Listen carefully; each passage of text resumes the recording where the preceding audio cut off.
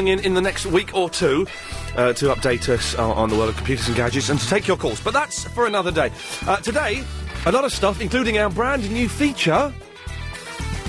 Meet Iain Lee for 22 minutes and buy him a drink. Well, that's happening today. It's happened already. We recorded it. We met Mick yesterday, and we'll play that out at about 4:30. I'm slightly concerned because I have got the wrong headphones. I was tricked. To tell you I was tricked, Chris, that label tricked me. No, it doesn't say heart on it. I just saw the label and I went mad. You couldn't have a look, could you? It would, otherwise I'll go on strike. I could. Go on then. Come on, good lad. What's in it for me? You get to the joy of producing an alright show today. Oh, wicked ta. Nice one. Because we swapped studios yesterday. I'm back in my studio, but I couldn't see them. We must steal those headphones, Chris. The reason, Anthony, my headphones. Yeah. Verinda, if you're calling in, can you call back in a minute? Because Chris isn't here to take your call. The reason I like those headphones so much is that they've not been limited as they are legally required to be, Anthony, which means the volume is at an extraordinarily loud level, but they're also badly damaged. Oh. Yeah, so someone's going to steal them and throw them away. Hi, by the way. Hang on. Hello, Anthony. Chris, have you found them yet? Yeah. Yeah, it doesn't work if you... It doesn't matter. It's supposed to make the start of the show inclusive so that everyone feels involved and not just do, like, really bad in-jokes and things like that. I bet some muppet... I bet O'Brien's throwing them away. Oh, I've got something to tell you about him, Helen. Anyway, so, Anthony, what's my favourite TV show? Coronation Street. Yeah, it's not anymore, it's rubbish. It's rubbish. It's rubbish. I was watching it, I was inspired by Helen behind the glass, who told me yesterday she's gone off the street. And I was watching it today, I've got about 4 on my Sky Plus. I was watching it, and I thought... Oh, good lad. Yeah. Oh, okay, I can fix these. Good lad, thank you for that. We'll have these. He's found them, by the way, Anthony. Good. Well done, Chris. Well done, Chris. Nice one. Nice one. So, I was watching it, and I thought, do you know what? I could be reading a book. I could be going to art galleries. I could be listening to the late, great Johnny Cash's new album. Yeah. And so I deleted it. I deleted all of those. I deleted it. Yeah. And all of the other ones that I've got. I've not got it off my series link yet. I didn't listen to Johnny Cash or read a book. I went on MySpace. So it's just shifted. It was your favourite show, but not anymore. It was my favourite show, Anthony, but now just changing my headphones. That's why I'm slightly off mic. There we go. We'll have those two on, yeah. But it's not anymore, Anthony, no. What's your show you watch now, don't you? Don't you watch any other shows, or...? I don't know if I have got a show worth watching. I mean, Lost, but that's not really on... No, it's not. No, I don't think I've got a favourite show, Anthony. No. What do you think my favourite show should be? Well, I don't know. Cornonation Street is gone, so you can't... It's gone. It's gone. It's out of the equation. I'm not going to watch it again for a while. I'm not sure, really, because I don't want what stuff you like. You any good with, excuse me, any good with stiff... Sorry. Any good with stiff shoulders, Anthony? Don't know. Maybe not. Okay, that doesn't fill me... I've got very, very stiff shoulders and a stiff neck. My mum's a massager. Sorry? Mum's a qualified massager. She's a qualified massager? Yeah. She couldn't come pop round, could she? Give me 20 minutes. Ask her. All right, go on. She's not hit it, but... Oh, okay, no, sorry. Sorry. You've not picked up any of her techniques or anything, have you? No, I've got a couple of techniques, but not a lot. Okay, well, that's a shame. I've got very stiff neck and shoulders, and it's either because I slept very badly, which is a possibility. I had to do the thing... You, sleep my neck, a different way. Different way. I did the thing that I've been doing, my new regular pattern now, was waking up at 7:30, because it's so light, going and sleeping downstairs for 2 hours in the living room on the settee. Maybe someone could call in give you some tips or advice. Well, maybe... What? If they're a massager, they can call in or give you some tips. They can call and give me some tips. Or maybe it's because I did a new routine at the gym yesterday. My trainer gave me a new routine, and it flipping crippled me. That might be why. I think that is more likely it, to be honest. But, never mind. Not... Anthony, sorry. Now, yes! Yesterday, and this was you're even mentioned on the blog on lbc.co.uk. Me? You? Me? You. Wow. You said you had some exciting news that you were going to reveal exclusively today. I did. What is it? Shall I tell you? Yes. I found out that you, Iain, was in a film a couple of years ago. What? With actress called Angelina Jolie. That is correct. Now, how did you find this out? I got my mates. Oh, okay, nice one. Have you made any other films or been in other films? No. No. No. I'm only in it for like 25 seconds. Oh, 25. Oh, what do you do then? I'm a comedian comparing a fundraising dinner for Ethiopians, and it was set in 1984, so I had to write a stand-up routine. At least you was in some film. At least I was in some film. I got to go to Canada for a week. Angelina... Hey, get this, Anthony. Yeah. I'm there talking to all these extras, bit boring. Yeah. Right? And then I see this woman, this pretty woman out the corner of my eye, right? Yeah. And I was thinking, this pretty woman standing there, obviously wants to talk to me. I'll talk to her in a minute, because it's rude to finish. And I realise, it's Angelina Jolie wants to talk to me. Ah. But I'm talking to this old woman. And in the end, Angelina interrupts, and she says, "Hello, my name's Angie. I think you're very funny." That's a nice compliment. It's a nice compliment, isn't it? It's quite a nice compliment, isn't it, Asher? Yep, it is, indeed. Thank you. So, Anthony, that was your exclusive piece of news. Yeah. Good work. Thanks. Hello, Asher. Hello, Anthony again. Hey, I'm just saying hi, Ian, sorry. Huh? I'm just saying hi to Asher, sorry, Ian. That's all right. No, you got... to be honest, I've not got much for the show today. Have you? Well, let me quickly go through this list. Okay. And some of these things I'll drop in, some of them I won't bother, okay? This is the list I've got in front of me. Yep. Car revenge. What's that? If I do it, I'll explain it. Okay, go on. These are just the headings that I have that kind of, give me, remind me what we might talk about. I remember you said about that on Sunday night. Did I? Oh, yeah, I did mention the car revenge, didn't I? Cool, yeah. Yeah. Chris has no idol. Yeah, you said about that yesterday. Hair drying shoes and genitals. Did you hear that? Own brand economy brand. Fusty? Question mark. I know why Sainsbury's isn't doing very well. Are lava lamps still trendy? No. Well, that's that one done, thank you. Blokes walking around topless. Ugh. Stiff shoulders, and I've gone off Corrie. So I've done, the last two have been mentioned. It's But so hot today. what? So hot today. So warm. Observant. Yeah, it's quite hot, isn't it? I noticed that. Yeah. It's really going to be a slow one. Ian? Yes, Asher? I feel that you and Mr. Baldy O'Brien have something in common. Okay, go on. You both need congratulating. Woo. Oh, Yes. okay, what for? For not watching rubbish TV programs anymore. And he needs congratulations, because apparently, I don't know, it might be just some vicious rumour, but I heard he had a baby, I think. There is a word going around. I've not actually heard it from his own mouth yet, but the rumour is James O'Brien had a baby. Yeah. I must ask him if that's the case, or if that's some wicked thing that the digital spy users have put up on the internet. Yeah. But yes, no, I've given up the Coronation Street, and it feels good. Well done. Well done, Ian. I've Think yet how many times you've wasted your life over the past 33 years. All right, I've wasted probably a good quarter of that watching the street, but I've not taken it off the series link yet. I need to do that. I couldn't bring myself to do that today. Yeah. But I'll have a go. Good. Well done. Actually, do you know what the word fusty means? No. I saw it today on a leaflet. Fusty? Strange word. For? I think it's a made-up word, but if anyone knows what fusty is, they could give us a call. What was the leaflet for? For dry cleaning. Was it the name of the shop? No. He said, are your, something like, are your cushions and curtains dirty? Tired looking? Fusty? Then you should bring them round here and we'll do them for you. Maybe it's a mixture of filthy and musty. What does musty mean? Look on the internet, Ian, or Musty's something. kind of smelly and kind of nasty. Okay, well, maybe, hopefully someone, do you know what, actually, I can't be bothered to go on the internet today. Cannot be I couldn't be bothered to come into work, it's too hot. It is too hot to, walk about in there, isn't it? But especially in the studio, it's all, warm and... Well, I've got the air conditioning on, do you know what I mean? But the damage has been done, I've seen the needle and the damage done. And I'm wiped out, completely wiped out. I could have a lovely doze now and wake up about 7:30, just in time. Meant to be the hottest day today, so... Yeah, it's a rumour going Why don't around. you let Chris present the show and you have a little 20-minute nap? I would love to, but do you know why I couldn't do that, Asher? Why? He's a bottler. Oh. He hasn't got the bottle to do it. Not be a even bottle of 5 Chris. minutes. Not even. He hasn't got the bottle to do it for 5 minutes. Yeah. Well. Never mind. Why don't you just put his microphone on in secret and let him just, listen to the conversations he's having? Okay, let's hang on. Let me just do this. Just a second. So you know what fusty means? And your name is? He's quite a boring bloke, isn't he, really? This will get the Sony Award. All right, okay, keep going. All right, keep going. Brad, we'll call you back as soon as we can. There you go. Cheers, Brad.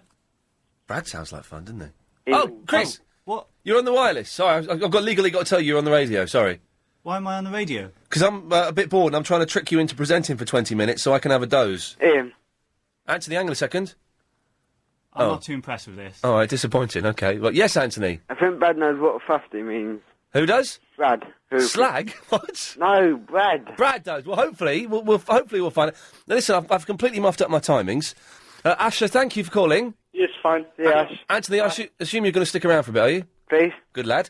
Let's go to the LBC. Thank you. You're welcome. 97.3 Travel Centre. Get the latest on the roads and the trains from Alan Joyce. Well, we have a serious problem on the M25 Essex stretch this afternoon. You may have heard of 30 Iain Lee Afternoon Wireless Show. Yes. Thank you. So, Anthony, get this. Chris has just reminded me of a comedy time bomb I set a few weeks ago, and it's just gone off in our faces. Is it? What was it? This is a lot of fun, and I recommend everybody do this, as it's genuinely very amusing. Chris has a notepad that he writes notes in and, does all his work stuff in there, ton. Yep. A few weeks ago, as he left the studio, I got his notepad, and about 3/4 of the way through it, I drew a very rude, erotic picture. I drew an erotic picture. Trust you. Yeah, trust me. And then a few pages later, I wrote an erotic word. He's only just got to those pages, and he's blooming furious. Yeah. He's going, did you just draw an erotic picture in my book? Wait, just now, just found him. He's just found it just now. 2 weeks. The bomb was set 2 weeks ago. It's just gone off in his face. What's he saying now? Let's have a listen and find out what Chris is saying now. What a waste of paper. He's complaining about the environment like a blooming hippie. 2 pages, not a lot. 2 pages, not a lot. Do you know what I mean? It's not exactly a forest, is it? Yeah. But this is a fun game that you could play, Anthony. Yeah. Another thing I like to do is sometimes I go and do voiceovers, and in the voiceover studio, for like adverts and stuff like that. Yeah. Woohoo! They have notepads in there, and what I like to do is 3/4 of the way through the notepad, I open it up, I pick up a pen, and I write what happens at the end of series 2 of Lost. Oh, no. All the stuff about Michael, the Anna Lucy, all that stuff. I write all that down. And then I close the pad. So some poor soul is going to go, let me just make an... Oh, my God, that happens. He comes... What's that? What's that? Have you got a prisoner there, Anthony? No, I haven't. It's in like a studio. Mikey, have you got a prisoner? Sorry. Who is that? Sorry? Who is that, Mikey? And by the way, I'm just mucking about with my Nicky clips. your time starts now. Oh, right, excellent. Let me just make a note. 15:22, Verinda. Okay, carry on, Ian. Let me just explain. Yeah, I'm talking as well. I'm here as well. You know that. No. I was 15:22. You're 15:23. Let me explain what's going on. Continue. Please. Mikey, perhaps you'd like to explain. Well, there's not much to explain, really. Verinda's got some misguided notion that he's a more regular caller than I am. To LBC in general? Yeah, to LBC in general, yeah. But obviously to the best show on LBC, which is James O'Brien. And I'm putting him straight today. Right. What's happening on the excellent MySpace that's like a bad drug? Verinda and Mikey have challenged each other to a duel to see who can get... What are the rules? To see who can get on the most shows and who can get the most airtime as well? Yeah, the most amount of minutes in total. OK, well, that's very exciting. If you want to check this out, you can go to myspace.com/The Real Iain Lee. Ian. Yes, Anthony? Who's the most been on, like, most airtime? Oh, we could ask them, can't we? Yeah. Verinda, who's been on the most airtime? At the moment, it's Mikey, yeah. But, Hold on. but still plenty of time left. How much time is there left, Verinda? Verinda, I've got a message from Nikki. Who? Nikki from Big Brother. Oh, okay, yeah. You want to hear it? Yeah. This is for you. Know yourself before you start opening your mouth to me. What the hell is going on? OK, listen, the show's been high. Verinda, I've got a message for you. Yeah. OK, pay attention to this, won't you? Yeah. Remember, Verinda, just say no. All right? Yeah. Good lad. OK, well, thank you for that, Mikey. Winners don't use drugs. Yeah, no, but That was weird. losers have a great time. Try. Verinda, you're still on the air. Yeah. What? Hello? Oh, Hello, Verinda, you're such a bossler. Oh, no. You didn't turn up to Valentine's Park. Who's that? I was there at 5 and I was there at 7. I was in the 167 bus Yes, that's why I'm being in a 167 bus. You should have got a 167 bus to my house then. You're a bottler. You were supposed to meet me at the Cranbrook Road stroke the drive entrance. I didn't even went to that Five Rivers restaurant. Oh, for God's right. sake. Please. Listen, Ian, this he's has such to a stop. bottler. Okay. Mikey, you've won. There's no way. You're a bottler. You can't rise to any challenge, can you, Verinda? Ian, what's going on? Anthony, I don't know. I've lost control of the show. Hang on. Unfortunately, I'm too tired because of the heat to try and get control back. Yeah, I see. Valentine's Park. It's just turning to Well, listen, right now children I'm in and men Wembley, and I'll fighting. tell you now, Oh, I will. God. If I can get to Valentine's Park by 5 o'clock, I'm there, big boy. And you're going to be down. Oh, look at Jack you. Bauer. Look at No, Ian, don't be like that. Don't be mucky. you. No, don't. He's 18 years old. All right. He's a loser. Hi, Verinda. Oh, hello, Anthony. Who the hell are you? Hi, Behuba. A bit.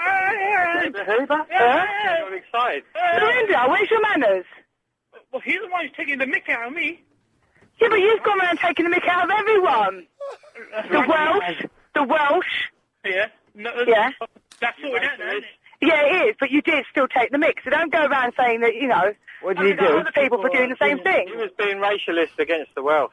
I know, I'm Welsh, I had to go at him for that, don't worry about Right, that. listen, 5 o'clock, slow, Verinda, steady. 5 o'clock, you bottler. Right, steady. Okay. I've got a message from Mikey. Steady on. Can we just... No. You're going to get murked. No, right. Oh, my Right. word. Verinda's gone. Anthony, I've got to say goodbye to you. Okay. There we go. Before I go, before you cut me off, did you get your... Dan, you've gone as well. Oh, Don't let her go. I wanted to talk to her. goodbye to you as well. Right, sorry, I had to steam in there. That was 5 minutes that should not have been allowed to happen, but because of the heat, I'm so tired. I'd lost control. I need to come on. Focus is the thing. Let's kick everything off, shall we? Let's start again. 0870. I've got no calls now. I've completely knackered up everything, haven't I? I had 4 calls there, and I've just deleted them. It's not good at all, is it? Anyway, so I was at the gym the other day, and there was a gentleman there, and I've seen him there before. He's quite unpleasant, and he was using the hairdryer, the same hairdryer that I use to dry my hair. He was using it to dry his shoes. He had like these sort of sandals that he'd worn in the shower or something, or I don't know why. And he was using the hairdryer to dry his shoes. That doesn't seem appropriate, does it? And a couple of days before that, I'd seen this very same gentleman using the hairdryer on his private parts. He was drying his private... Yeah, honestly. And he lifted up his tinkle to... Oh, it was horrible. Chris, you've not done that, have you? Really? Yeah, once. Once. You were using the hairdryer to dry your socks. Yeah. But get this right, we go on holiday. Chris takes 2 pairs of socks for a week in Spain. 2 pairs of socks, right? And so he's drying... He said he used the hairdryer to dry his socks. I said, oh, so you washed them in the sink, did you? Oh, no, I didn't wash them. I just used it to air them out. Oh, that's just going to cook your sweaty, feety smell. I'm going to try something here. Line 2, you're on the wireless. OK, well, that didn't work. Let's try this one. Line 3, you're on the wireless. Oh, that didn't work either. OK, right. It's going to be one of those shows. This is... Seriously, though, is anyone... I've got all snotty. Oh, dear. Oh, dear. Is anyone going to be listening to the show today? In this weather? Seriously? Are people going to be... Is it worth me putting... Some of these topics... Hello? Hello? I'm falling apart here. Hello? Hello, Ian? Yes, who's this? Hello, mate. I just had to rush and turn the radio off. I didn't realise you were talking to me. It's Alex Selsden. You okay? I'm choking a bit, to be honest, mate. Oh, okay. What did you inhale that you should have eaten or drank? I don't know. I think it's a bit of Twix. Excellent.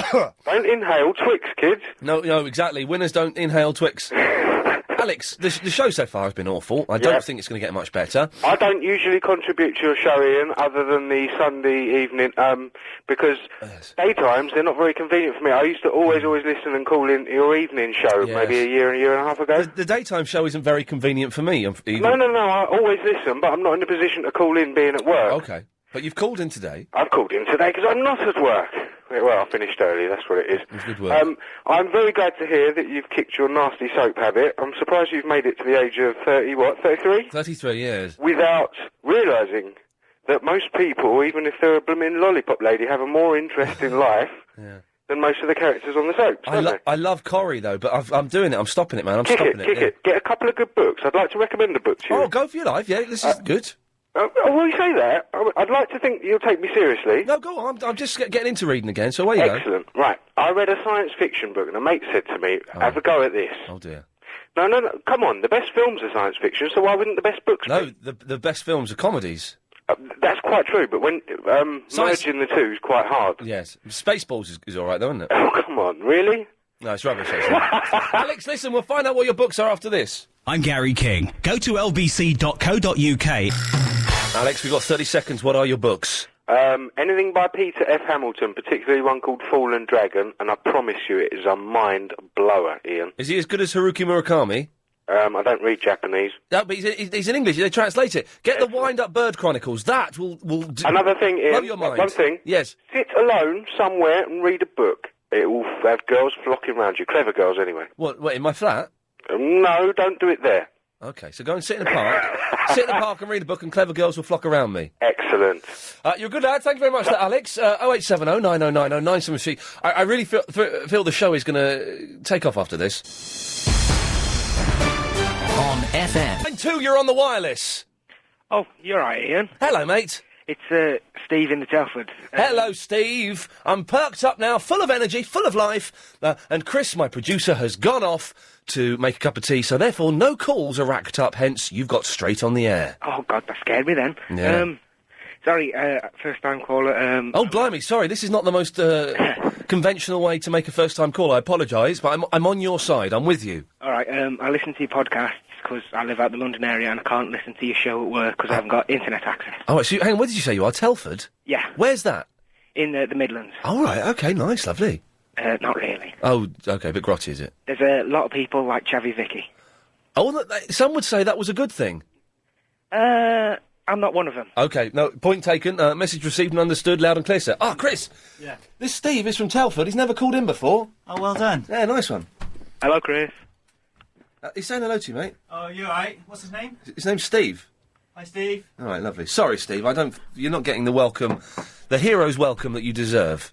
Oh, it's all right, mate. Sorry, I'm just dead nervous now. Oh, listen, man, don't be nervous. Although, me saying that isn't going to put you at ease. When I phone in radio shows, and I heard Clive say this the other night as well, that when I phone in radio shows, I get nervous, and I get a shaky leg. My right leg starts shaking. Oh, it's my right arm. Oh, is it? Yeah. There's nothing I can say to put you at ease, but you'll be surprised at how quickly it goes, and then it'll be over. It'll be fine. So, just what have you called in for? I just wanted to see how you're going, because, oh, nice one. I've listened to the show a long time, and I just thought I'd like to put my input in. Well, fantastic. That's very kind. I'll tell you how I'm going. I've just spilt tea everywhere, which is not a great, not great studio etiquette, and Gary King will tell me off later, quite rightfully so. I'm going all right. The heat has knocked me for six, I'll be honest, Steve, as it has done with everyone. Tell me about it. And I'm flagging terribly. At work today, the air conditioning packed up. You are joking. So I thought, I'd be nice. I'd go get everyone ice creams. Mm. Run out to the shops, get the ice creams, come running back. Yeah. I'm a big lad. I can't run very easily. No. Nearly passed out. Oh, blimey. Hand out the ice creams, realised I'd forgotten one for myself. Oh, no! And did no one say, Steve, here, go on, mate, have this? Yeah, but I couldn't take it off. You sound like a really nice bloke. Oh, cheers. No, fair play. What a generous thing to do. I nearly popped in and bought a Magnum today, but then I've got a load of ice cream in my freezer as well, and I forgot to have it. I was listening to Monday's show. How were the turtles? How were the Oh, yeah. Well, the tortoises. Yeah, sorry. This is excellent. Good question. There we go. We can open this up now. My friend has gone away for the week. He's entrusted me to look after his flat, so I pop in, feed his tortoises. I've broken his kettle already, but I've bought him a replacement kettle. But it's not the same one. Right. It's not as nice as his one, so we'll see. We'll see how that goes. Well, for 50 quid, that's ridiculous. That's a lot of money. Do you know what I mean? He's got quite a bit of. He had a big lottery win. Oh, okay. I thought he was going to say sell stuff to Verinda. What? You sell stuff to Verinda? Oh no. Rizzler. No. Yes, exactly. Remember, Verinda, just say no. Yes, that's the LBC's official advice. Fantastic. But I was worried I'd killed the tortoises. I went there last night. Oh, look, they're fine. Oh, good. So the tortoises are fine and dandy, and I shall tell my friend that you've asked after them. All right. Excellent stuff. All right, then, mate. I'm just trying to think what to say. I've got nothing to say. Hey, well, listen, you've called in. Yeah. Thank you very much for that. It's all right, mate. Give us a call again at some point, Steve. I will do. Spread the word. Hang on, Jonathan. Oh, yes, sorry. Yeah. Didn't know I was on air. Keep the noise down, mate. I'm talking to a first-time caller. Sorry, somebody just called in front of me. All right, well... I didn't mean to use that word with a P. Pratt. Is that right? Well, you've just done it again, so... I'm sorry, I apologise. Apologise to Stephen. I apologise, Stephen. He pulled straight across in front of me, Stephen. He is a Pratt, mate. Oh, yes, seriously. Do you get a shaky arm when you get nervous? Was that you get a shaky arm when you get nervous, Stephen? Yeah, it is. Oh, I do too, my right one particularly. We have to get together sometime. We'll have to do that, mate, yeah. Yeah, nice one, Steve. I also really need a wee now. You're doing ever so well for a first-time caller. You're doing brilliant. Oh, cheers. Yeah, that's all right. Yeah, well done. Well done for ringing in. Jonathan, I think you're making the lad feel even more nervous. Oh, I'm sorry. No, well, he says his right arm shakes when he gets nervous. Sorry, I'm not trying to encourage anything on there. Steve, listen, thank you for calling in, mate. I'll let you go. All right, then, mate. Thank you very much. I'm going to say this again, and maybe we need to do something, because I don't know if this is right. And Jonathan, perhaps maybe you've noticed this as well. Oh, hello, Alison. Hello, you alright? Yeah, I'm all right. Hello, love. Hello, love. We have been getting, recently, nicer and nicer callers. We have, haven't we? And before we used to get right arses phoning in, who would phone up and have a Barney with me and would have all these obnoxious, slightly right-wing points of view. But now they're all nice people who go and buy their work colleagues ice creams and things. Isn't it lovely? It's really nice, actually. I mean, it's always nice, your show, but I must admit the callers the last couple of weeks, I think they're just becoming more intelligent. They're understanding and listening, which is very important for this show. I am tempted to invite everyone out. I'm tempted. Not saying I'm going to do it, but it's an idea. Maybe this is an idea, actually. Yeah. I've not said it yet, Alison. To invite everyone out for a McDonald's on me. It's an idea, isn't it? It is. I'll tell you, that sounds like a really good... That's a good idea, actually. We'll have What that. about Wimpy? No, not Wimpy's. Yeah. I am tempted to invite all of my listeners out for a McDonald's one day. Yeah, which one? What do I have to do to win meeting you for 22 minutes and buying you a drink? Well done. Now, this is the new feature. If you want to, we're going to play this out at 4:30, okay? The new feature, go to lbc.co.uk, you get to meet Iain Lee for 22 minutes, that's me, I hate talking like that, but it's the name of the thing, and buy him a drink. And all you have to do is send me an email, ian@lbc.co.uk, tell me a little bit about yourself. Got to be over 18 because we're going to a boozer. Chris and I will then give you a time and a top secret location. We will meet you for... Yeah, excellent indeed. We'll meet you for 22 minutes and then we get up and walk out and you never see us again. And we did one yesterday with a guy called Mick and we'll play it out at 4:30. I haven't got the... I'm not on internet. I don't have a computer at home. I'm too old for that. Oh, well... Are you listening then? So does that mean... Hello, Alison. Hello, love. You alright? Yeah, I'm not too bad. I want to talk about men with no shirts on. What? Oh, no, that's gross. It's not at all. It's lovely. What's wrong with men with tops off? Yeah, I don't like the men who've got too much muscle, though. They look a bit... Oh, I don't mind. No, lovely. Lovely. Bit of muscle. I like a nice muscle. Don't you like a bit of muscle, Alison? Huh? Pardon? Don't you like a bit of muscle on a man? Sorry. Not too much, because it looks a bit, don't know, a bit over the top, doesn't it? What do you... A bit more natural looking. What do you like in a man? I don't really like very good-looking men. What do you like in a man? You like ugly... Like classically handsome. You like ugly men, do you, Alison? Is that what you're saying? Yeah, What's your... OK, who do you fancy, then? Let's try and work out what you like. Tell us someone famous you like. Do you know... Have you seen the film The Business? No. No. Oh, there's a man in there. I don't really know his name, but he's got ginger curly hair. So you like... a big nose, and I think he's quite nice. A big-nosed ginger man in a film called The Business? Yeah, that English film. A film called The Bigamist? Look it up on Google. All right, I'm having a look, hang on. What's a bigamist? Hey? What's a bigamist? What's a bigamist? You said a film about a bigamist. Hey? Listen, what is going on here? This is the worst show. The Business, she said, you muppet. Oh, The Business, that's got it. I'm with you. Business, all right, let's have a I look. spoke to Clive last night. Oh, yeah?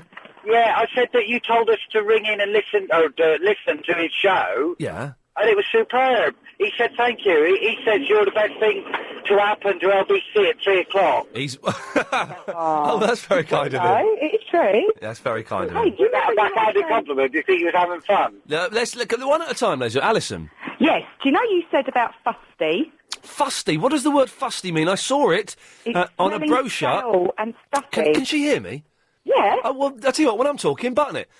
I was in a dry cleaners. And there was a leaflet saying, do your, I can't speak.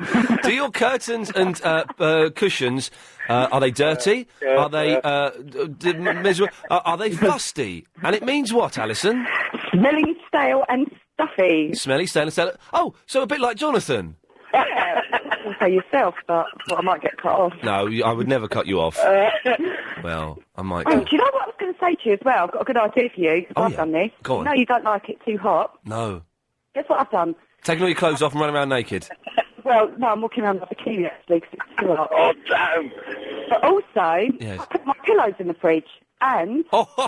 Oh, hang on a minute, that's borderline genius. You've put your pillows in the fridge? Yeah, ready for tonight. I've got a big American fridge freezer. I've got a big American fridge freezer as well. I haven't got much stuff in it, so I put my pillows on the bottom shelf where it's lovely and clean, and they're really cold already. So I'm going to take them to bed tonight. That's not a bad idea, is it? That's worth thinking about. And also, get a nice little towel, Yeah. make it a bit wet, and then put it in the freezer so that you can make yourself cooler tonight. So you got a crusty frozen towel? No, it's a brand new clean one, actually. Oh, no, but I'm saying, but the ice crystals will make it crusty. Yeah, but it's still like it goes nice and bendy after. Get this, Alison. It's 7:30, I'm woken up because my bedroom's too light. I have to Yeah. go and sleep downstairs on the sofa for the last 2 hours. So do I, because you've got the same problem as me, Velux windows. I've ordered a Velux blind that'll hopefully block out the light. Yeah. But How then, much? 70 quid. That's not too bad. I could have got the battery-controlled one, but they were 200. Really? Yeah. You get them? You can get them, so they're remote-controlled, yeah. Fantastic. But then I've got another window that isn't Velux, so I need to go to John Lewis and get another curtain, and that will take 6 weeks, so... Oh. Never mind. Put a blanket out there for now. Oh, that's it's an idea, isn't it? Yeah. Well, do you know your window, how do you know that the blind isn't there? Because they're quite well hidden. How do I know that the blind isn't there? Yeah, because they go up and it's just a strip of metal. Sorry? You might actually have one there already. A blind? What? What? Do you know the Velux?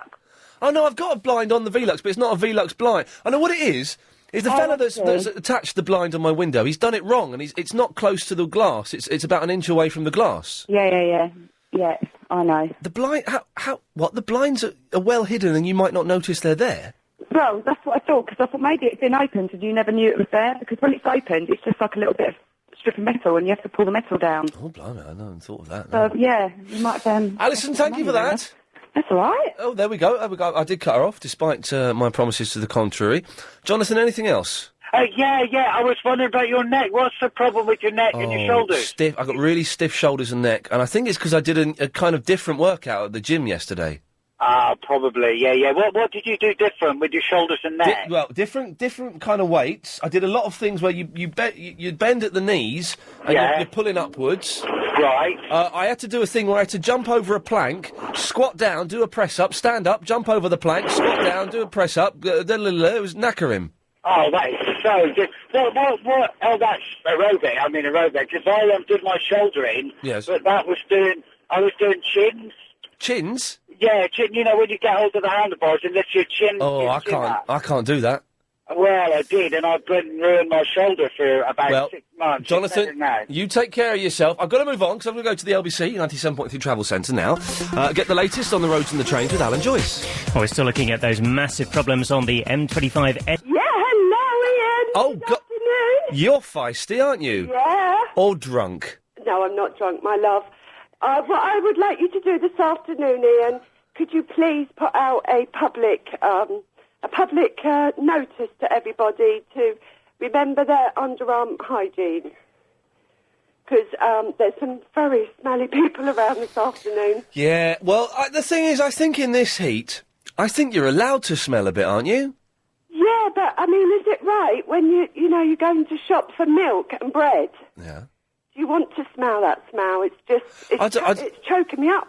I don't want to smell it, but to get this, I'm a very sweaty man, Mandy. I sweat a lot. It's uncontrollable. It's probably a medical condition. I'm probably quite sick. So what I've been doing the last few days, when I've been driving into work, I've been getting a small towel that I stole from my local Holmes Place gymnasium, and I've been putting it down my back between my shirt and my flesh. Oh. To absorb the sweat. That's quite a good idea, isn't it? Well, I've never heard of that before. No, it's clever. That's why I'm a genius. And is it working? Are you smelling nicely? I'm smelling better because there's People are standing close to you. people are always standing close to me. They want to be in my gang. But yes, we can. Who have you smelt then, Mandy? Oh, I don't want to name names. Go on, name a name.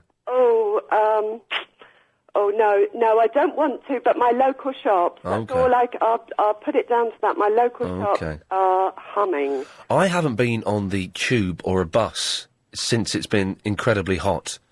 That must be stinky, stinky poo. Oh, God, I'd be reaching. I can't bear it. Reaching for what? Oh, you mean retching? That's the one. Yeah, reaching is when you're trying to get something. Retching. Oh, right. Oh, dear, I get a bit mixed up. Yeah, well, it's inevitable, isn't it, at your age? Well, Ian, it's lovely to speak to you. We're always listening to you. It's not a very good one today. I tell you, my brain is I nearly swore then. I nearly said the F word. My brain is frazzled. Yeah. Today. I just can't think properly. I cannot get my thoughts straight. Big up and respect to all of the other LBC presenters who've come in and done a coherent show. I'm completely wasted. Oh, dear, but that's when you're at your best. Normally, but today I can't even see straight. Never mind. We'll get through it. Can I please ask a bit of a favour? Would you talk to my young son? Of course. What's his name? He says he's sexy, and he's got his friend in. He says he's sexy as well. You got two young lads saying they're sexy. How old are these boys? I've got Colin, and he's 9. Oh. And Reese, are you 9 yet? You're 9, yeah? Okay. Do you want to speak to Ian? Blimey, that's okay. This will be good, isn't it? Oh, hello? Hello? Hello? Hey, who's that? Someone? Is it Colin? Yeah? You see, there you think you can trick me? You can't. Hey, what are you doing in the hot weather today, man? Stuff. You're very vague, aren't you? Yes, I am. Okay, any reason why you're being so vague? Have you just committed a crime that you don't want to talk about? Well, first you need to tell me what vague means. Vague means that you're not being very specific, you're kind of avoiding the subject, you're not really telling me anything. Thank you for that. It's not a compliment where I come from, young man. Oh well. In the old days, when I was your age, if I was stroppy, naughty, or vague, get this, my mum was legally allowed to, by law, to slap my legs. That must have hurt. It hurt a lot, man. So just think, you've got it lucky. Mhm. What are you up to later? Watching TV. Nice one. Anything good? Not really. Nah, it's all rubbish, isn't it? Yeah. All right, well, listen, nice to speak to you. Yeah, bye. Take care, bye. Bye. Bye. You there? Yeah? You there? No? Why? I've gone. Why? You there? Jerry's here, aren't you, Jerry? Hello. Are you there? Hello? Ian's not there, he's gone. Pardon? Yeah, Ian's gone. Is he? He's gone home, he was a bit hot today. Great. Ian, what's happening, mate? You alright? Yeah, I'm fine. Colin, we've got to go now. Why? Because I'm doing a radio show. Great. Good for you. What do you mean good for me? It's my job. Huh? I swear to God, man, you're going to get a back of my hand in it. Great. What? Great. I'm going to cut you off. Go on then. All right, I will. Bye. There we go, done it. Little sod. Do you know what I mean? Seriously. Unbelievable. At least didn't use foul language. That's something. Yeah, he was quite polite, actually. A bit vague, but he was He was quite polite. Yeah, I take that back, but still. How you doing, mate? You alright? All over the shop today, Jerry. My car is making the most atrocious noise. I was driving last night, and this has happened. This is the second time this happened. The first time I thought I imagined it, but it happened last night, so I know something's going on. Driving, and sort of to the first time I thought it was something hitting the door, but to the left of me, there was a loud, boom, like sort of thud, as if something were dropping. It felt like it could be something to do with the wheel, and now it's making the most atrocious sort of whistling noise as I drive. That sounds like a wheel bearing to me, Ian. Oh, really? Yeah. Is that a big job? Well, it's always a big job, isn't it? It's always one of them. What's a wheel bearing then? It's, I'm not a mechanic. So you're talking out your backside. You don't know what you're talking about. No, usually it's got a squealing noise from the wheel. That does sound like a wheel bearing. But it'll be all right though, wouldn't it? Well, I don't know. Anne, do you know anything about cars? Audi. No, nothing about them at all. I can't drive. Okay, that's fair enough. So, Jerry, what did you call in about? What happened to that Audi you had? You had a nice big Audi. Oh, I sold that because I was skint. Well, now you've got a Peugeot. Got rubbish. Car's indicator on Monday, that went, didn't it? Yeah, the indicator's gone. Now a wheel bearing has possibly gone. I think now might be the time, Ian, to invest in something a bit... I ain't got no money, Jerry. I'm about to get my bathroom done. I know, and all the other things you've been paying out for. Well, what else you've been buying recently? Curtains, settee. Oh, dear, he's getting old. Anne, do you mind, love? Oh, sorry, sweetheart, I didn't know you Well, were yes, all right. Yeah, sorry, Jerry, Anne's trying to butt in. Yeah, what I wanted to say was, you know, you're talking about meeting everyone at McDonald's. It's an idea I've come up with for anyone jumps on the bandwagon. I don't think there'd be a big enough McDonald's to cater for all them people. How many people do you reckon would turn up if I invited all the listeners to McDonald's? Well, come on, mate. How many friends have you got on MySpace? 1,500? So, no, nearly 2,000 now. Is there McDonald's that could hold 2,000 people, do you think? Yeah, they wouldn't all Maybe come. more. The MySpace people wouldn't all come, though. I was a bit concerned about why you would choose McDonald's in being a vegetarian. Jerry, stay there. I'll explain why after this. Hi, Peter Stringfellow here, and I'm here to tell you that... Nice burger there for 99 pence, Jerry. Oh, but you wouldn't eat that burger, so that's you being totally unselfish here. And what would you eat? I'd take a sandwich, wouldn't I? You'd take your own sandwich in. No, I'd buy one of their veggie burgers or something. But I would. I'm thinking. This is my plan. I'm thinking. The more I think about it, the more I think it's a good idea. To invite everyone to a McDonald's at a specific time in a specific place, and I will buy them all one of those 99p burgers. Well, would you, Ian? That could cost you a fortune.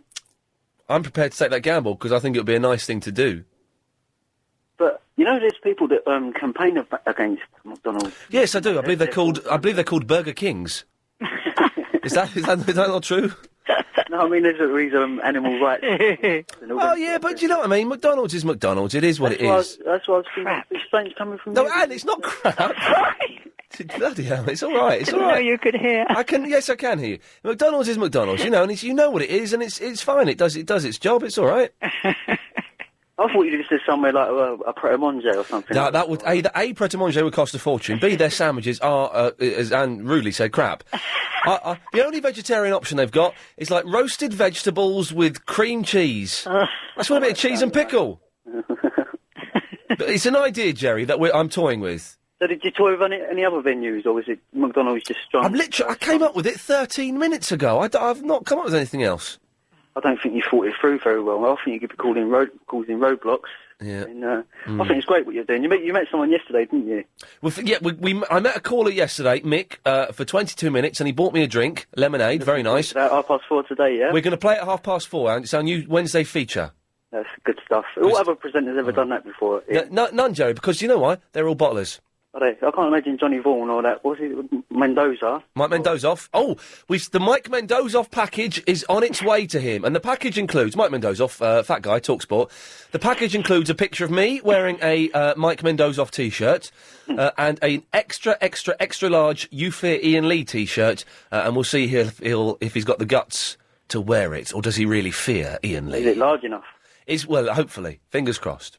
Is it XXXXL? There's just 3 X's. Triple XL. Oh, that should be alright. That should be alright. You've got to be 56 stone to wear it. You're going to wash it once and it'd be massive, wouldn't Jerry, I'll say goodbye, sir. I've got to move on. Take care, mate. Cheers, mate. Thank you. Anne?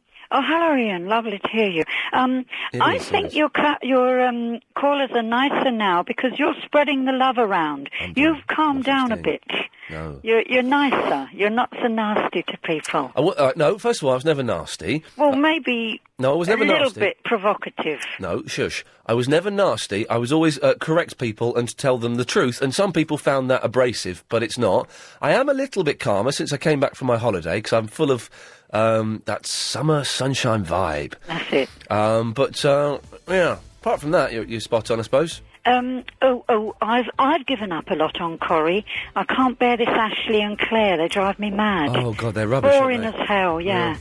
And I'll tell you who I didn't used to like. Gail's little boy. He was like a 40-year-old when he was about 9. On FM. On DA. So, not really talking about anything, because it's too hot, and I don't suppose we've got many listeners. But coming up in the next half an hour, in half an hour's time, we've got our new feature, Meet Iain Lee for 22 minutes and buy him a drink, which should be very, very exciting. We kind of mentioned that I've ditched Coronation Street, I've got stiff shoulders and a stiff neck. We've worked out what fusty means, so thank you very much for that. Dr. Rahim? Hello, sir. Would you rather... Hello? Hello, sir. Yes, Mr. Ian, sir. I was recommending in the weather which is hot. Would you rather freeze... No, hang on. I'm going to get this out. Would you rather freeze to death or boil to death in the heat? It's the most peculiar question. In the heat, you will more likely to be hot than cold. Right. I'm sorry. So how would you rather die? Would you rather freeze to death, or would you rather be boiled to death by the heat? There are relative merits for both options. Right.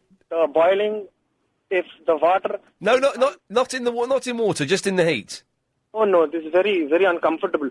The freezing would be the preferable option. Thank you. Because you see, the hypothermia will set in. No. It is similar to drunkenness. Oh, right. And one will only become delusional and giddy, followed by a sense of sleepiness, drowsy, and gently slipping into coma. You're wrong, though. It's better to boil to death in the heat, because when it's really hot, like today, you feel very sleepy. So you could have a sleep and then never wake up. Most uncomfortable to boil. Multiple organ failure with the heat and dehydration will be very painful. Have you ever been really, really cold, Dr. Rahim? Like freezingly, bitterly cold? Yes, when I work in the Republic of Ireland, it's very cold. Very, very cold. What were you doing in the Republic of Ireland? I was working there in the small village. Okay. I once worked in B-Jams, the frozen food shop. It's now Iceland. And I used to have to, on a Saturday afternoon at 4:30, I would have to... Reykjavik? No, the actual shop. Oh, shop. B-Jams. I had to go into the cold room, which is like 1,000,000 degrees below freezing, and count the stock. And it was so cold, I would cry. It's very cold. You must protect oneself. The purpose of my call today was to give basic advice in hot weather. One should refrain from wearing too many clothing, like coat or hat. Also, I was wearing a baseball hat earlier on today to keep my head cool. Not advisable. It keeps your head cool. There is a school of thought. It is saying that the hairy people will create layer of insulation of cool air over body. But I think it is preferable to be without hair. The perspiration is more effective. But to stay away from the hot coat, stay away from hot place or... The hot coat? Coat or strenuous exercise. It's better to relax in air-conditioning place and drink cold drinks. This is very advisable in hot weather. I must leave now. I have patient coming, very peculiar patient. Sorry, 1 minute, please. Thank you, Mr. Sir. Goodbye. Thank you, Dr. Rahim. Serious advice there. Thank you for that. Hey, Barnsworth, listen to this. Right. It's an email from Sam Wilkins, who is a big fan of the TV series 321. Ian, I do not mind some of your show, but you often have lots of people calling saying nothing relevant. Well, you obviously, that was written before he heard Dr. Rahim's advice there. And the use of the the use of the airways is badly used on LBC these days. Iain Lee, Mike Mendozoff can talk on many subjects and has a great number of guests on his show. He may be overweight, but he can do something about that. It's the Skinny Lee Talk Nonsense Show. I cannot condone your behaviour of slagging other radio programmes off. I think you secretly love the Talk Sport format and wish you had a show like Mike Mendozoff. Come on, Lee. Sort it out. That's a little bit harsh, isn't it? That's horrible, Yeah. This is disgusting. So, you coming to McDonald's with us, Barnsworth? I might make the journey there, yeah. Yes, well, it's only a burger you can get. I'm only going to buy a burger for everyone, but like a 99p burger. That's very generous of you. I think we're going to do it. No. Hang on one sec. Oh, no, that's gone, okay. I think we're going to have a go at that. Oh, good. The heat's really getting to me, right? And I was reading in one of the newspapers, it tells you how to keep cool in the heat. Okay. And what that woman said about putting the towel in the fridge. The woman's going to put a towel in the freezer, this sounds like a good idea, putting a pillow in the fridge. Yeah, it advises you to put the pillow in the fridge, but what you should do with a towel is get a damp towel and hang it in front of the open window. So when all the cold air hits the warm air, it'll cool. All right, that sounds all right, doesn't it? Is it hot up north? Yeah, it's boiling, it's nice. I'm in my bikini, so... Oh, crikey. Well, don't, because that's going to get all the perverts that fancy you emailing in and... I think my car's dead, Barnsworth. Oh. I think my car's dead. There was this huge thump last night and it's just making this awful noise. Oh, I think you need to take it to a mechanic, though. Oh, the thing is, get this. If I take it to a mechanic, it means I've got to hire a car for a week. And if I do that, that's money. It's inconvenience. It's a hassle.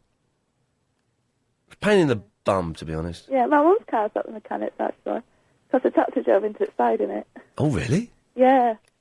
So, that's not good. Oh, maybe I've got tomorrow off. I've got to take the cat's going to hate me. Poor Velvet, she can't move in this heat, so she's just lying on the floor. My dog's doing the same. She's going, look at me, going, help me, I don't understand. But I've got to put her in a box tomorrow and take her to the vets. Oh, my dog had to have her injections on Tuesday and she was alright. They don't enjoy it, do they? No. The cat's going to get her boosters and a tablet and flea stuff as well. Oh dear. So no, she's not going to talk to me for a week. Oh well, who cares? It's only a cat. Stuff it. No, not stuff it. That would be. No, that'd be wrong.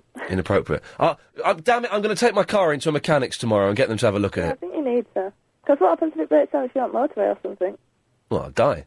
Yeah. Oh well, never mind. Oh, Worst things happen. that wouldn't be good. No, that wouldn't be good. That'd be bad. But it means I've got to hire a car. And I know. I just want to sleep and cry. Oh, dear. Oh, never mind. Bless you. Anything else, Barnsworth? No, that's it. Okay. Well, listen. Thanks for calling. You're welcome. Take care. Bye bye. Bye. Lovely. 0870 90 973. I'm not giving out the email address, but still, abusive emails are finding their way to me, which is good. But Iain, IAIN, at lbc.co.uk. We'll speak to Sam in the Muswell Hill after a wee bit of this. How could you? Download it. Soon, it's exciting. It's our new feature. You excited about that, Sam? Very excited, Ian. Can't wait. Excellent. Thank you. That's the enthusiasm I was unable to deliver, but never mind. What can I do for you, sir? Yeah, it's very, very hot. It's hot as you like in Muswell Hill right now, I can tell you that. Oh, I was walking through there earlier on. I noticed that the man who paints the chewing gum on the floor had been there at some point. Yes, indeed. Well, I noticed. I thought there's an old battered-up Peugeot 205, which looked like the paint was melting off the side of it. What the heck? Well, no, luckily mine's here, so... I'm sure it's not yours. Are you the Sam that told me about the garage in I know you've given me other bits of information about the Muswell Hill, but were you the one that recommended the garage? No, I recommended a chemist. I've never recommended a garage to you, Okay, I don't think. that's fine. I'm confusing you with someone else, but I shall be going to that garage tomorrow to get my rubbish. I'm so tempted to get a new car. Yeah, yeah. I mean, it's quite old. I can't really afford it, though. I want to get a Golf. I want a Golf. Golf's I've had my dream car at the moment. I've had two Golfs, and they were just the best cars I've ever had. Better than my Audi, definitely better than this Peugeot. If you get one of those, the brand new Golf, or even not even brand new, but a recent Golf that has diesel, you can drive for 1,000 miles on about sort of 50 quid's worth of petrol. No, I don't want a diesel, do I? I don't know what... No, the new ones are exactly the same. They feel exactly the same. They've got the acceleration. Okay, here's a question. What is diesel? I don't actually know the answer to that. No, I don't know. Is it... what is diesel, Annabelle? Diesel is like... It's like not petrol, but it's like more eco-friendly. Diesel is more eco-friendly? Yeah, it takes you a longer while. Like, well, it definitely takes you a longer way, but I don't know if it's more eco-friendly.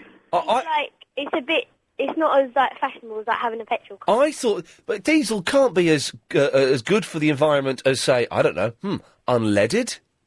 Yeah, I think it's slightly better, actually. It's Yeah, it is better. I think Annabelle's right. I think it is slightly... Yeah, it is better. But is a diesel car cheaper than a normal car? Yeah. Yeah, and the petrol's so much cheaper. It's ridiculous. I filled up a tank and drove around the whole of Denmark for about 5 days. Why were you driving a tank in Denmark? And, well, you know, something to do. Yeah, it good work, okay. It was a Golf. It was a Golf. It was a Golf diesel, and did about 700 miles, and it cost me €45.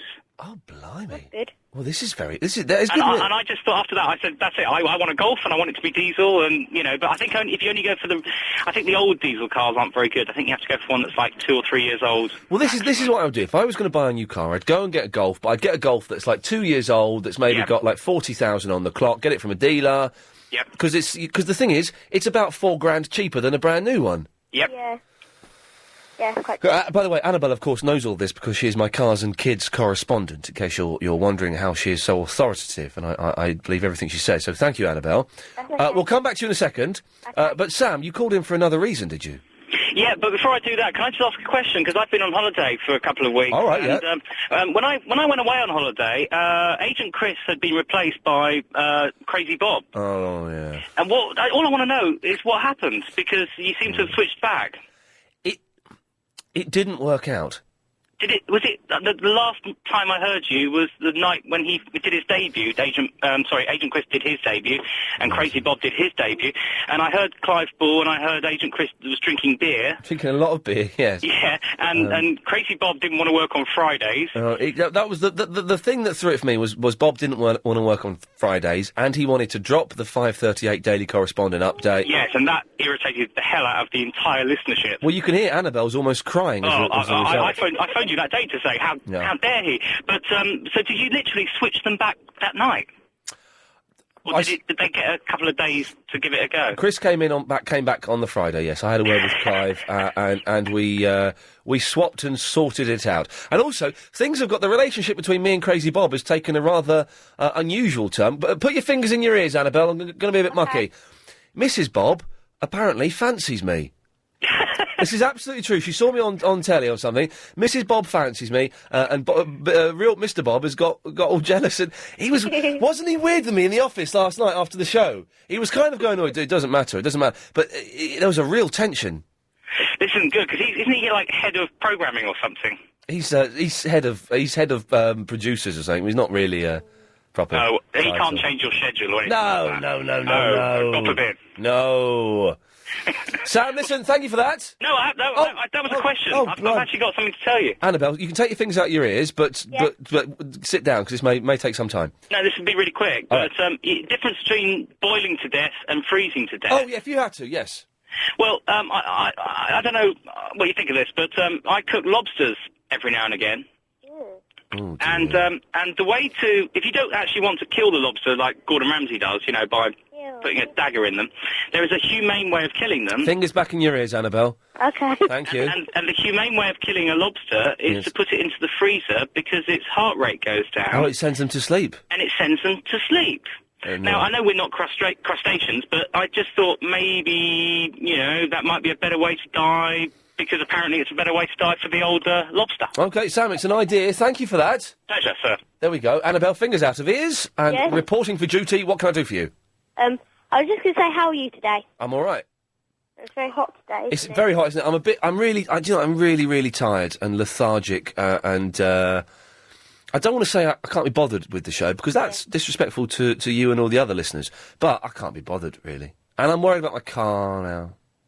So what's this thing you're doing with the Meet the Listener thingy? Oh, well, this is the new feature. Well, first thinking I'm going to invite all the listeners to McDonald's one day and I'm going to buy them lunch. That's a different thing. Yep. The new thing today, and it's on, if you want to find out about it, if you go to lbc.co.uk, go to my page, there's a page up there about it.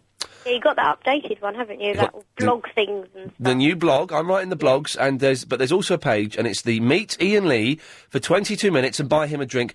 It's for over 18s only. Oh. Yeah, because we go to a pub, and a top-secret pub in a top-secret location, which I cannot reveal. Can't you do like Starbucks or something for the younger people? I tell you what, because the summer holidays, the school holidays coming up, we'll see if we can do like a couple of weeks of the rules slightly changed then for meeting young people, and we'd have to speak to the bosses. I'd like to meet you. I bet you would. I'd like to meet you. Let me have a word with Chris, and let's see if we can do like a couple of weeks special during the summer holidays. lovely. But we'd have to, you'd have to bring a chaperone and things. Oh, yeah, that'd be nice. Okay, well, let's see if we can sort that out. And you know the MySpace thing, do you think many people would come to that? To the McDonald's? If you invited all your MySpace people. Well, this is the thing. I wouldn't invite the MySpace people. If they heard about it on the show, then they'd be more than welcome to come. It's going to be more for the listeners to this show instead of the 2,000 friends I've got on MySpace. I think I'm one of your friends, aren't I? Oh, I think you are, yes. Crazy Bob has a really weird picture on there, doesn't he? What's the picture now? I think it's the mascot from Watford or something. Yeah. I like your picture of the blow-up man. Of the what? Blow-up man. It's not Blow Up Man, it's Frank Sidebottom. Is it? Yeah, he's not Blow Up, he's Frank Sidebottom. He's a real man. I haven't checked it recently. Have a look. Have a look. That's his real head. Is it? Seriously? That's cool. I phoned him up today, by the way. I phoned up Frank Sidebottom and invited him back on the show. That's good. Yeah, he was good. Craig Neal was good on Thursday. Craig Neal was good. Oh, this is Music Thursday. Oh, this is good, Annabelle. She's good. She's trailing the rest of the shows for me. Craig Neal was great. This Thursday, we have Eduardo coming in. Oh, yeah, yeah. And he's going to be fun. He's bringing in hats and percussive instruments for us all to take part. Should be a lot of fun. Next Thursday, this name won't mean anything to you, but to the old listeners it will. To Julie it'll mean a lot. Mm-hmm. We've got Derek Griffiths. Well, I've never heard of him. Have you heard of him, Julie? Hello, Julie? Hello. Have you heard of Derek Griffiths? No. Heads and tails, heads and tails, heads and tails. Heads and mayhem. You've not heard of him? No. Okay, well, he's coming in a couple of weeks, so do some Is he? research. Yes. Annabelle? He's as nice as you. He's nicer than me. Apparently he's the most delightful man in the world. No, he can't be. Julie's a bit... Nobody's nicer than Ian Lee. Thank you. Julie's a bit creepy. Annabelle will say goodbye. Okay, bye. Thank you, bye-bye. Bye-bye. No, Julie, you can stay there, although you are a bit creepy. Am I? Only a little bit. No, because what I was going to say is, if you want to put your car in the thing, and then I can drive you around. Give me 2 minutes to work out what that means. If you've just missed that bit of Ian Lee, you can download the whole... Go on, Julie, explain. Oh, right. Why am I creepy, by the way? No, not creepy. No. I was talking about someone else. Another Julie who phones in. Anyway. Yes. So, you can put your car in the garage. Oh, that's... Yeah, okay. And then I can drive you around. Ooh. And we can go to nice places like swimming in Hampton Court. What? Cold. So hang on, if I took my garage in the car in the garage, I'd have to go on dates with you for a week. Yes. Yeah, no, she definitely is the creepy Julie now I think about it. The 3.5 hour, 3 till 6:30 Ian Lee Afternoon Wireless Show. Thank you. We'll take these two, then we shall do our brand new feature. 08709090973. If you had to boil... when I say boil to death, I don't mean in water. I mean just in the heat. I think people have misunderstood that. We had a bottler there. If you had to boil or freeze to death, which would be the best? I think the heat, being killed by the heat, would be better. I pray to God no one's died today as a result of the weather. I think that would be better than freezing to death. That's just my own personal plan. My car's knackered, nothing new there. Other bits and pieces we've talked about. Yes, if you want to contribute to that, 08709090973. Mark is in the Wimbledon. Hi, Ian. Hey. It's about your cat. My cat is, a bit stressed out if I take her to the vet. Oh, yeah, Velvet's going in the box tomorrow for her boosters. Ian? Yes. Sorry to interrupt. Okay. But if you go to the vet, yes, they've got a spray that you spray the cat, and it calms them down. Oh, no, I've used that spray. It's rubbish. Oh, you have? Yeah, it's rubbish. Is it? Yeah, it don't work. Oh, and another tip for keeping cool. Like they take your pulse on your wrist, because that's where the veins are nearest the surface. Yeah. So if you get a plastic bag and fill it with ice and strap it to your wrist, as the blood flows past the ice, it cools down and it flows around your body, so it cools your whole body. So by putting a plastic bag of ice, attaching it to my arm with sellotape or a rubber band, to your wrist, to the wrist with sellotape or a rubber band, yeah, that will. Then as the blood flows past, blimey, It flows past the ice and cools down, and it flows round your body. All right. Oh, that's a good tip, isn't it? Yeah. I'll have a go at that. Have you heard about this? Putting your pillows in the fridge. No, I haven't. No. It's good. That sounds quite good, doesn't it? Yeah, I might have a go at that tonight. I remember in the old days when I was younger, we used to put the Levi's in the fridge. You did what? What, jeans? Yeah. In the fridge? Yeah. What? Why? Well, to keep in the summer, you know. Oh, right. You don't do it now, though? No, I'm too old for Levi's now. Too old for Levi's. Yeah. What are you wearing these days? Just trousers. Yeah. Trousers. Yeah. I don't think you get too old for Levi's, do you? Well, I'm 55. Oh, no, you do get too old, yes. Mark, thank you for those tips. Okay, then. Excellent, good work, thank you. All the best. There we go. Ian? Yes? You did say, because the vet told me that, but you're saying that this spray's no good? No, I don't think... What it is if it's what I was thinking of, it calms cats down and makes them a bit more placid. I don't really... it didn't really work with my mum's cat. All right. But, maybe it worked with other cats. Okay, then. All right, cheers, fella. Thanks a lot. Good lad, thank you. 08709090973. OK, so, new feature on the show. You can get to meet me for 22 minutes exactly, and you have to buy me a drink. Chris comes along. You don't got to buy him a drink, but he will record it. And at the end of 22 minutes, I stand up, I walk out, and that is that. The details are on the website, lbc.co.uk, on my page. We recorded our first one yesterday at our top secret location, and we met a guy called Mick. Quality's a bit low on this, but it's worth having a listen to it. I think there's some good bits and pieces. This is what happened when Mick met me for 22 minutes.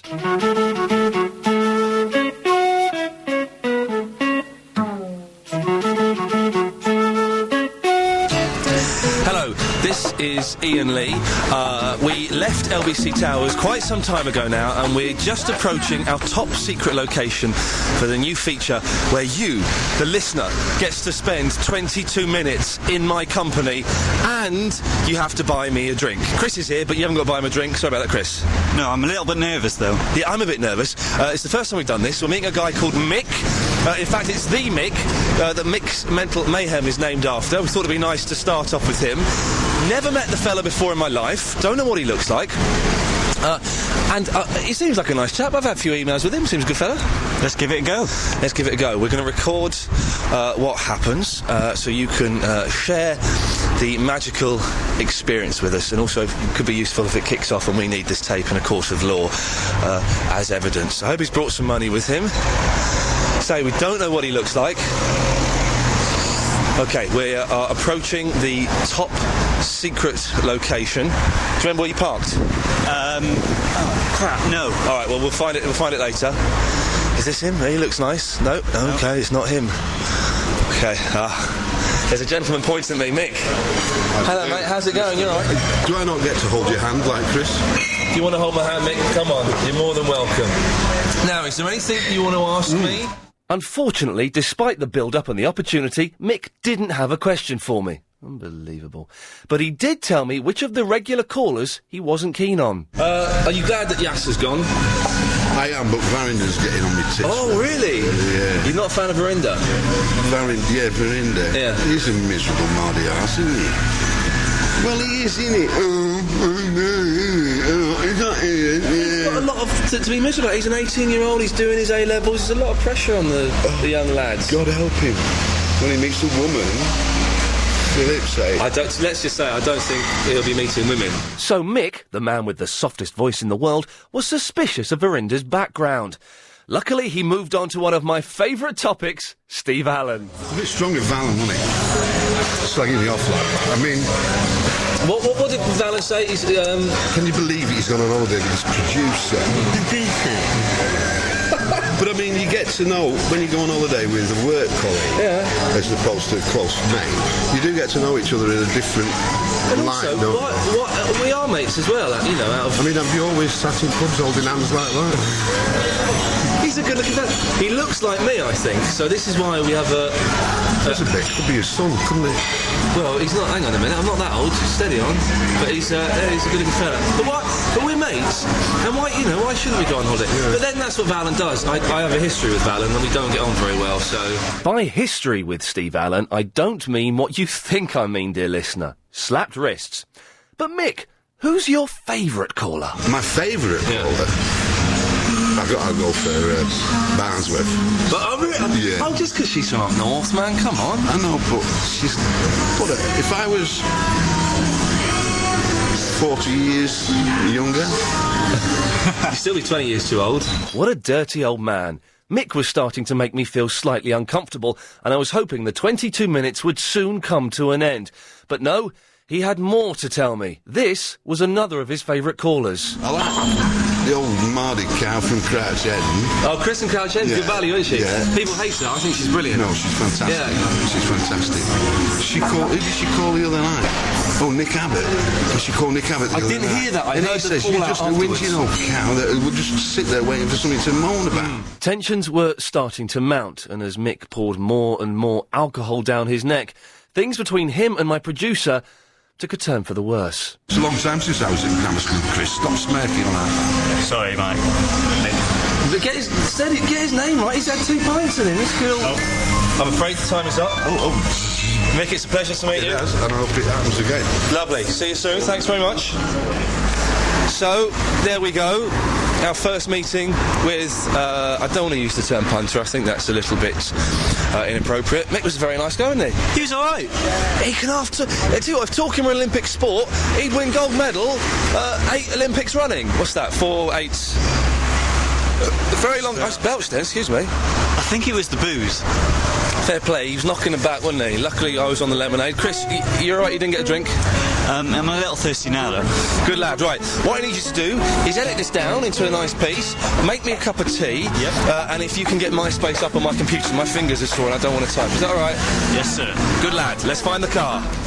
Then there is no mountain, then there is.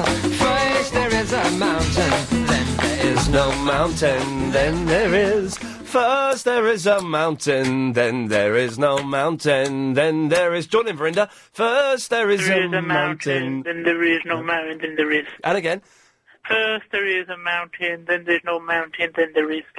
And again. First there is a mountain, then there's no mountain, then there is. And again. Oh, forget it. First there is a mountain, then there's no mountain, then there is. And again. First there is a mountain, then there's no mountain, then there is. And again. Oh, man. First there is a mountain, then there's no mountain, then there is. And again. Okay, that's enough now. First there is a mountain, then there's no mountain, then there is. And again. Oh, no, that's it. I think that's enough.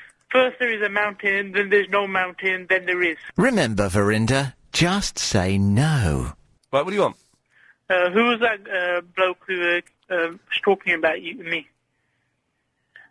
It was Mick. Yeah, I'll get on his tits or something. Yeah, that's what you said, yes. And what's this about my background? What's his problem? What's so bad about me? Huh? I don't know why you get on his tits, and I don't know what his problem with. He was implying stuff about you, I think. Okay. Good call, Verinda. Nice one. Thank you for that. Can I ask you a question? You can. You've got 20 seconds. How would you like to die? No, thank you. No, I'm asking you, how would you like to die? No, thank you. I don't want to. Are you threatening me? No. I feel threatened. You shouldn't feel threatened because I'm not threatening. If I feel threatened, then it must be a threat. But it's not. Yeah, but if I feel threatened, then it is a threat. Now you can take... Oh, hello, Blanche. Hi, how are you? I'm fine, 'cause I'm eating a lovely ice cream. Oh, you stinker, I haven't got one. Well, I've got one, and it's... Send it over. Send it over the line. Pretend. It's my second one. I've just had one. I've got my second one. And then tomorrow you'll be complaining about a bellyache. So what? Well, you're always complaining about something else. I'm all stiff today. Oh. Shoulders. There's no answer to that one. No. I'm not be a lady. I'm a lady, I'm not. You're what? I'm a lady, so I'm not answering. That ain't no lady, that's my wife. How are you coping in this heat, love? You all right? There's a very easy way to cope. Yep. And I'm quite serious. Go on. You take a pair of socks, you rinse them under the cold tap, you wear them soaking wet. When they dry out, you take them, you rinse them under the cold tap again, and you wear them, because that fellow was almost right. You have that pulse point in your feet. So instead of hanging that, yes, the wrists help, but instead of having something daft round your wrist. Yeah, strapping a bag of ice to your wrist, that'll kill you. Yeah, at home, it's not exactly a problem. No. To go and rinse out a pair of socks under the cold tap Yes. works wonders. Okay. Won't you get pneumonia doing that, though? No, not in temperatures like this, you won't. Okay. You might, because you catch everything that's going. I'm not, but you are a very cheeky woman. If you weren't a senior citizen, I would give you what for? And I want to also explain why death by cold is better than death by heat. Okay, death by heat, yes, that's a better way of putting it. Okay. Death by cold Yes. is because, like us elderly pensioners with a fortune to live on... Oh, God, here we go. Politics. No. Politics, having a dig at Tony Blair's. No, I'm not having a dig at Tony Blair. I'm having a dig at the country at large. Oh, God, it gets worse. It gets worse. Are you going to listen? The countries... we live in one of the best countries in the world, let's be honest. Not for the elderly. Oh, not for the elderly, It's tough, isn't it? This is Louseville for the elderly. It's better than some parts of the world. Oh, yes. But then some parts of the world haven't devoted their lives to paying taxes to the blinking country. There we go. We have. You should have invested in a pension. Right. Leaving this aside, do you Go to Alicante. It's do full of... you want to know why death from cold is preferable? It's full of the elderly there, and they seem to be doing all right. Yeah, well, they obviously had enough money to go to Alicante. They're going to live there. This idiot didn't. Okay. Right, thanks. Okay, so you're going to tell me why it's better to die by freezing to death rather than heat. Because Okay, here we go. what happens is that you actually kick off cold. Why so many elderly die in the winter is because they kick off feeling very cold, and then from the shivering, they don't feel the cold anymore. But in fact, their bodies are dying. Well, you've painted a really cheery... No, well, that's the truth. You said picture. hot or cold. No, it was a light-hearted... Cold, you go to sleep. It was a light-hearted quandary. Now you've turned it No, into a it's serious old people are dying. It's not a light-hearted quandary for the elderly. No, you've done it again, Blanche. I'm sorry. All right, okay, let's make it... Chris, what was the other one? Let's make it light-hearted. What was the other option you gave me? Out of what? To die. Oh, what, freezing or... And we've done that one. No. Is drowning or something. Yeah, drowning or being buried alive. Drowning... here we go, Blanche, shut up. This is more fun. Now I feel cold. Now I'm really... Oh, well, fingers crossed. Actually, I'd rather drown. And I came close to it once, so I'm not being light-hearted. Oh, again, and the elderly, of course, are constantly at threat of... No, I would spend 18 hours on a burning ferry that was going down. So it's not my favourite subject. Hang on, no, this is genuinely fact. Did you really? Yes. When was this? Years ago. 18 hours? That must have been terrifying. It was. How did you get off it? They eventually sent tugs out from Portsmouth and slowly and laboriously managed to get us home on the most terrible angle. Yes. They had to empty out the car deck of the ship. With all the cars? They could right the ship to open the Are you door. saying they dumped all the cars in the sea? No, they had to pump all that out, which took ages. When you say it was burning... It caught fire. What bit caught fire? Mid-channel. No. The engine room caught fire. Okay. And everywhere was burning. Well, now, again, you say everywhere was burning. Well, it was burning. I mean, I spent the night up on deck with a blanket round me. So deck wasn't burning? No. Okay, that's fair. That's all right then. But what they were doing, they were playing the sea over from one side of the ferry to the other Right. to put it out. Oh, blimey. Which made a ro-ro ferry Yes. lift enormously. Yes. Not long after the Herald of Free Enterprise had gone. Oh, blimey. Well, It was not the best time of my life. Oh, what was the best time of your life? Trying to end this on a slightly cheery note. Speaking to you. Oh, really? Of course. Apparently, when you drown, you get a kind of high, almost like you've taken a drug, because of the lack of oxygen. It makes you go high. I still don't fancy it. I don't fancy either of those options. But if you had to pick one, I'd rather go to bed and not wake up yeah, again. you haven't got that choice. The choice is drowning or being buried alive. Drowning. Yeah, I think you're right. Drowning. I think you're right.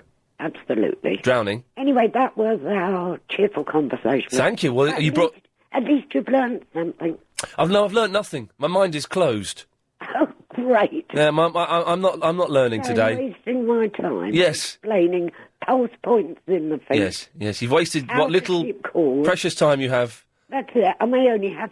This might be my last 5 minutes. No, well. Spent it trying to teach you something. What, so I can only apologise that you've wasted it. Give my love to your mum. I will do, of course, Blanche. And my sympathy.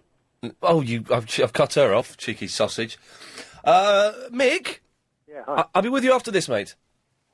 Studies at Guy's Drug Research. Hey Little Hen Man is listening.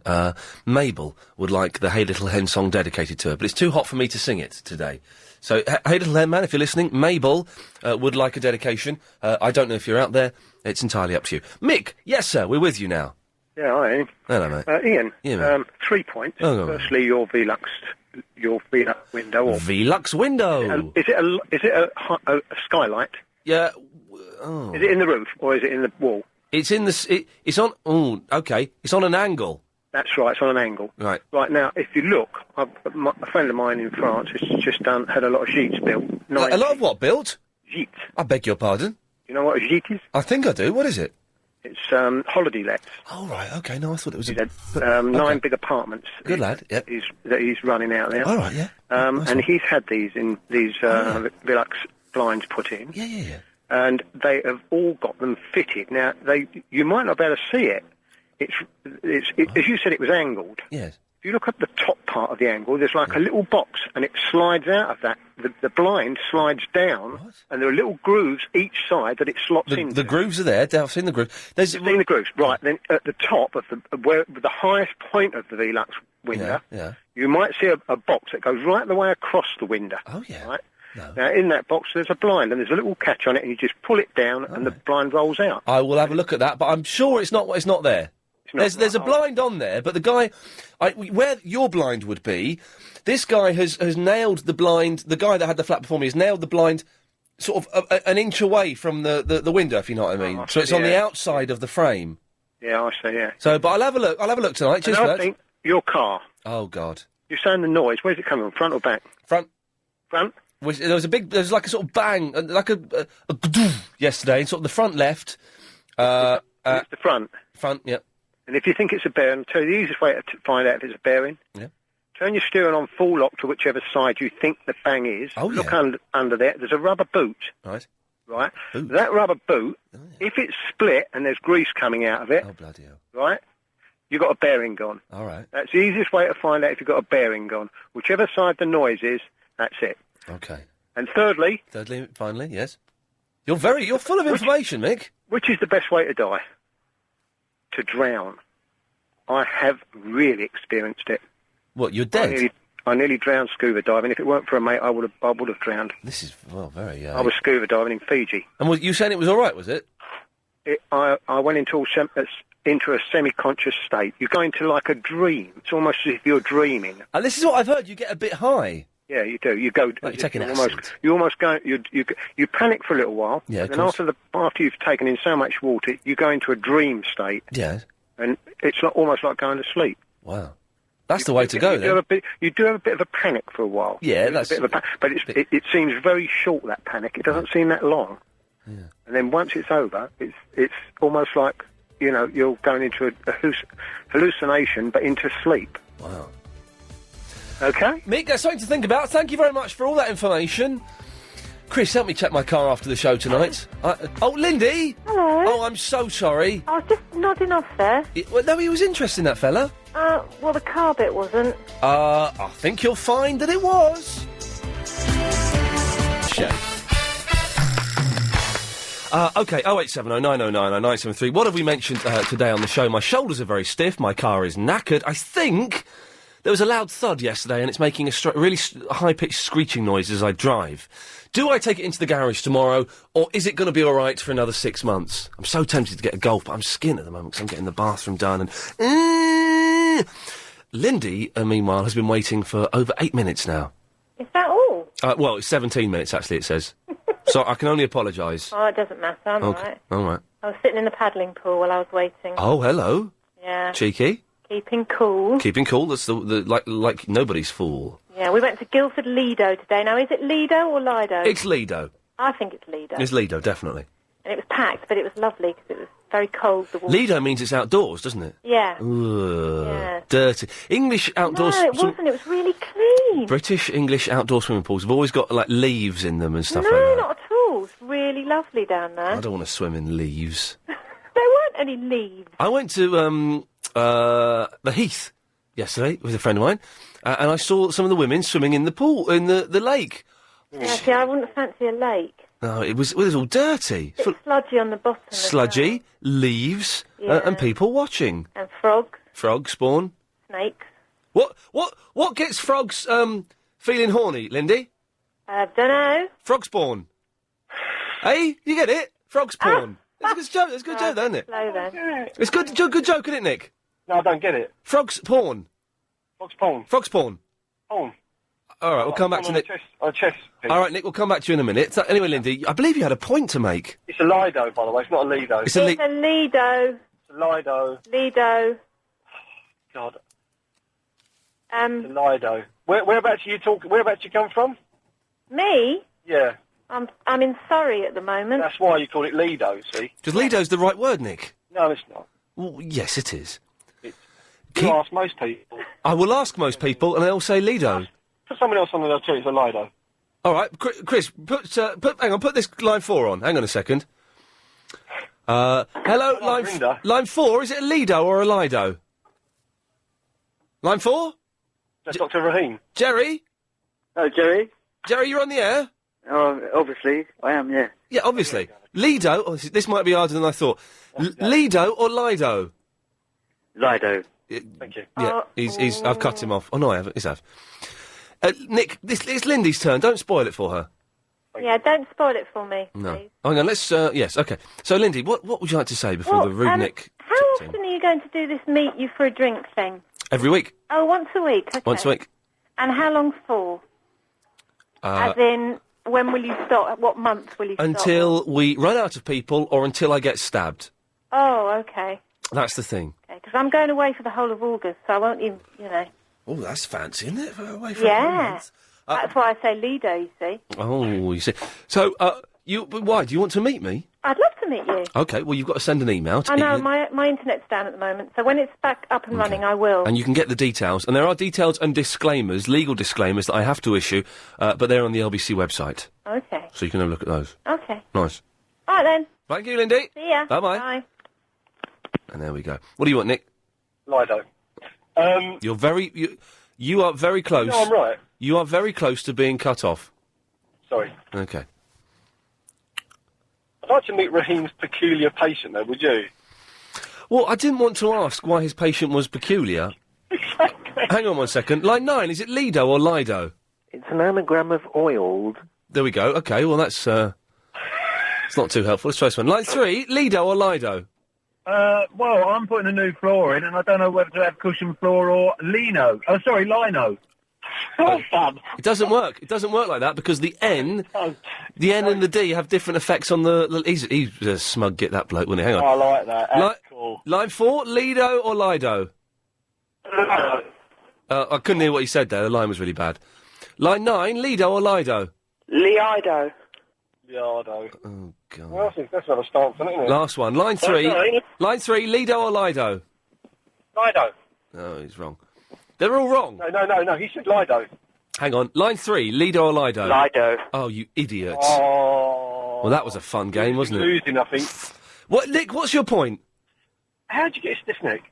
Now, how do does one get a stiff neck? Now, how do you get how do you think you got your stiff neck? It's either... I think I've got a theory on it. It's not my theory, it's my parents' theory. It's either through sleeping badly or because I went to the gym yesterday and did an entirely new routine. I think it's that.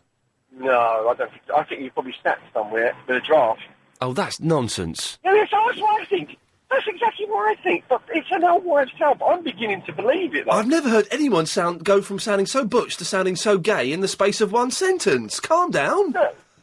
That was quite high pitch, wasn't it? It was a little bit embarrassing. Listen back. Really, wasn't it? You need to listen back to the tape. Excited. Yeah, that is a parents' thing, isn't it? Oh, don't sit in that draft, you'll get a stiff neck. Yeah. If only that worked for everything, I'd be sorted. On that note... No, enough said. But it's nonsense, it has to be. Why does a draft stiffen your muscles? Well, I think it's because they contract, maybe. I don't know, really. Maybe because they're trying to keep warm. I don't know. I really don't know. Maybe Dr. Rahim could have helped us on Well, that. if Dr. Rahim... If you finish these peculiar patients... Yes. Maybe he can come back. I'm a bit worried about him. I'm worried about his peculiar patient. Dr. Rahim, if you're listening, whatever. And let's just try this one. Line 3, what do you want? I'd like to speak to Ian Lee. You're speaking, you're on the air. Oh, well, Half term, innit? well, it's pronounced Lido. It's pronounced Lido, I'm afraid. No, it's Lido. Let me ask you... Latin. No, let me ask you a question. Let me ask you a question. How old are you? I'm 10. I learn Latin. All right. I've been speaking this language at least 3 times as long as you have. Yes. It's Lido. No, it's not. Well, because it's spelled... Lido, it's pronounced Lido, and it means to swim outside. Yeah, it's pronounced Lido. No, it's Lido. Sorry, mate, it's Lido. It's Lido. What's your name? What's your name? Robert. Robert? Yeah. Robert, it's pronounced Lido. No, it's not. Listen, I've lived, all right? I've been up, I've been down, I've seen the dark side of the moon. The word is Lido.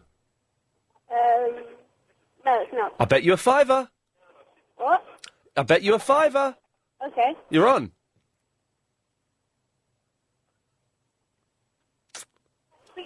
Okay. There we go, excellent, the good stuff there. I've won £5 off a 10-year-old. That's not bad, is it, Sarah? Not bad at all. That'll do. What can I do for you, please? How are you today? I'm all right. Bit hot. It's so hot outside, I think I'll sleep a while. Who's that woman on Sky News? She's got big teeth, and I like that.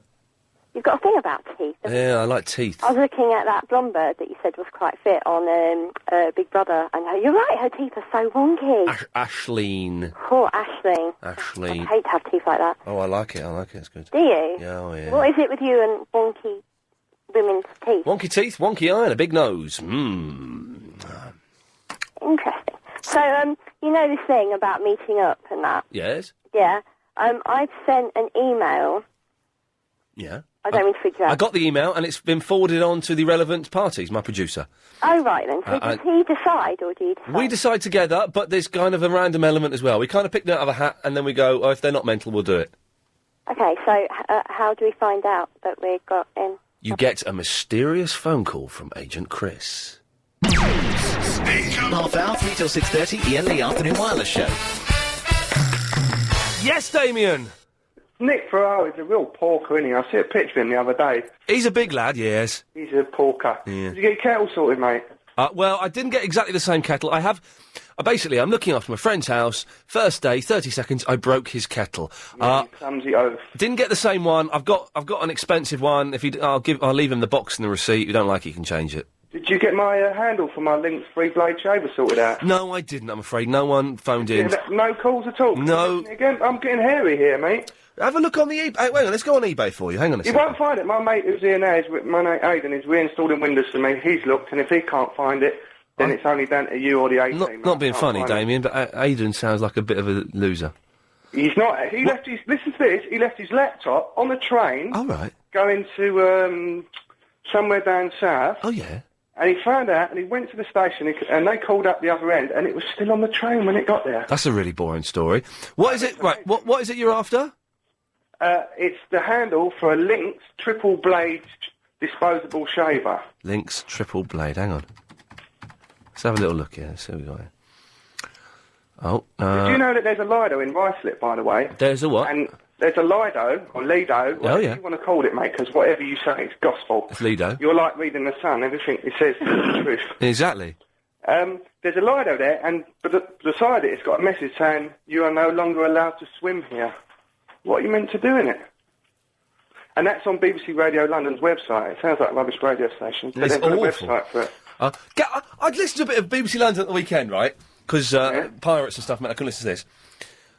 They had a bloke on there, and I was trying to work out who this bloke was. I know that voice. He's going, "All right, yeah, this one is the Jacksons. This is the Osmonds, and the best song the Jacksons never did, One Bad Apple." I'm thinking, who is that? I know that bloke, and I was listening. I was texting AQA, and they gave me the wrong answer.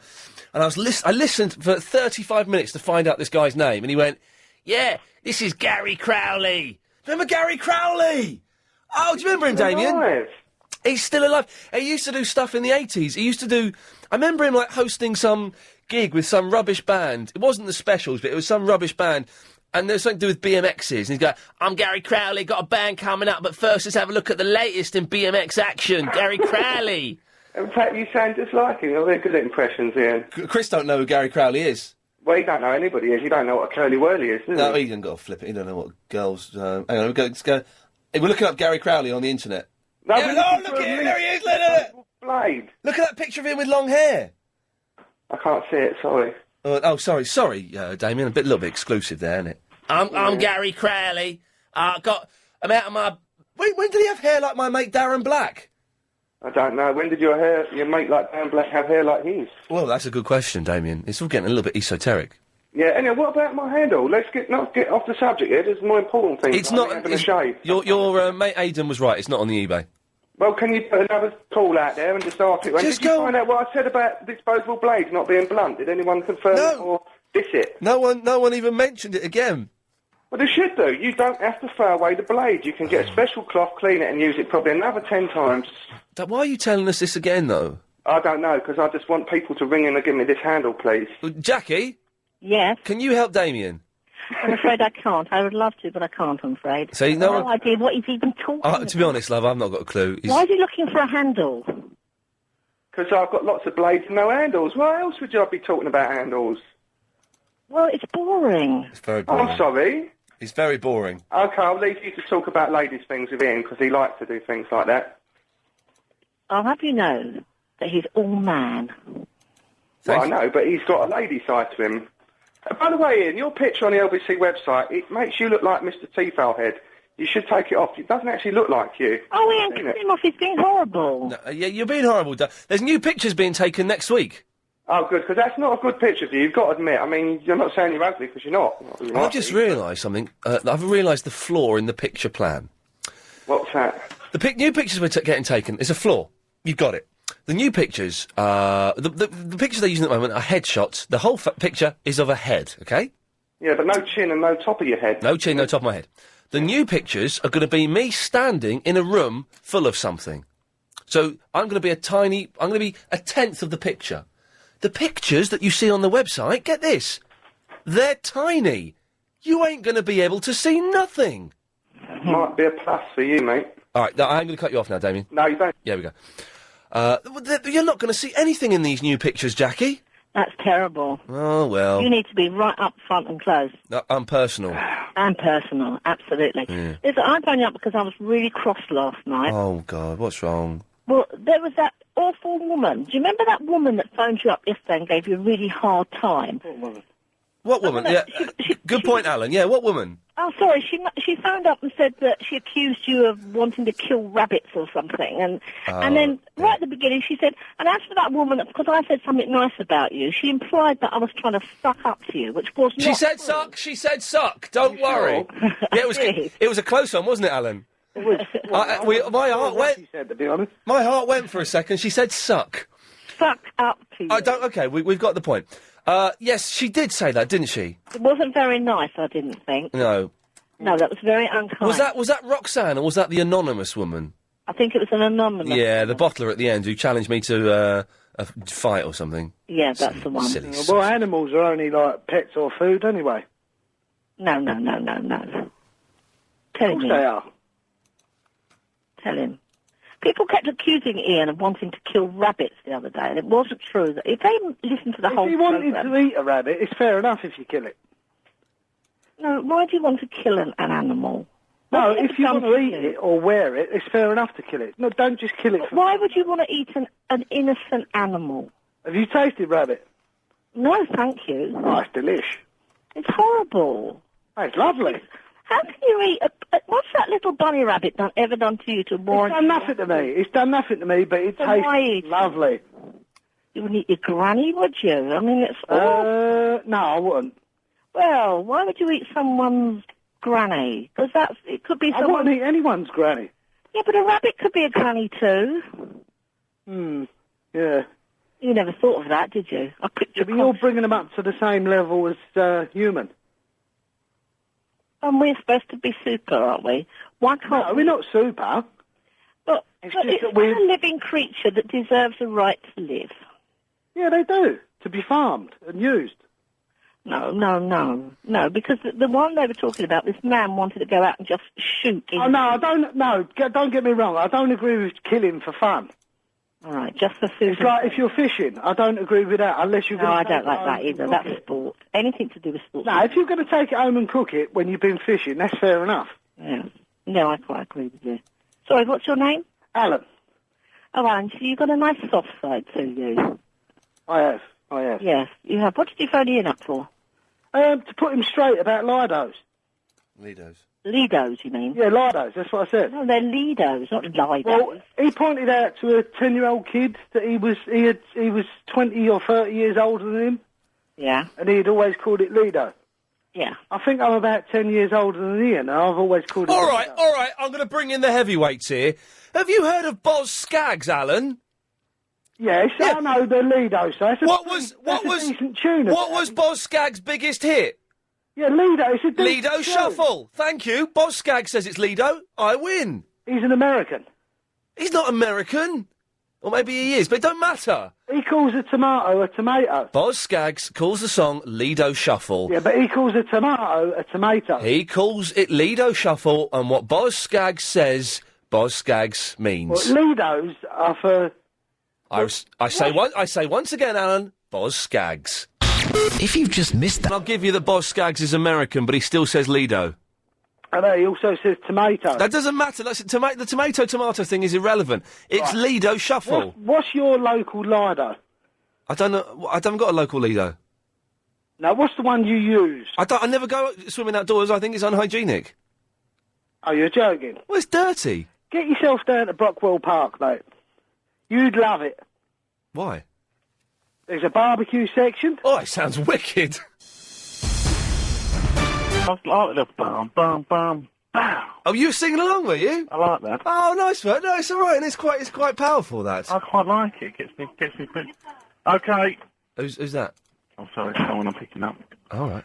I've got a whisper now. Oh, okay. Oh, you're in your taxi, are you? Yeah, just in case they hear me. Okay, I can hear you just about. Yeah. Just about. Yeah. Hold on 1 second. Why have you got a whisper? Because they can hear me, and I got my engine off. 1 second. Okay. 1 second. Sorry about it. But what, are you not allowed to talk on the phone when you're driving?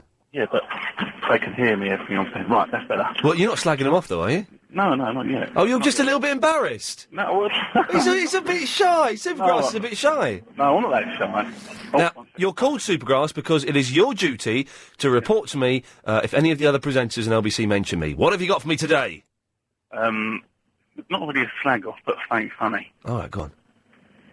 You know, you've done your credentials, the pictures for presenters. I can barely hear you now. The engine's on. Can you not speak up now? I nearly crashed there. Hold on 1 second.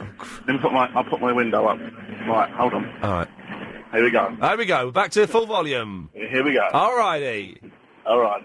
Yeah. Right. Yeah, not really a slag off, but it's quite funny. You started whispering again. Have I? Yeah, you got. I haven't. You can hear me loud and clear. Well, I can't really. So it's not really a slag off, but it's funny. Yeah. Okay. You do it slowly, and I'll repeat it. Okay. You got to say okay. Okay. That's better. That's better. Yeah, you had a big girly laugh. I hate that game. I hate that game. No. What do you take your pictures? You're taking the pictures at the moment. The pictures that are getting taken for the new LBC website. Yes. That's right. Yes. And apparently it was James O'Brien's yesterday. Oh right.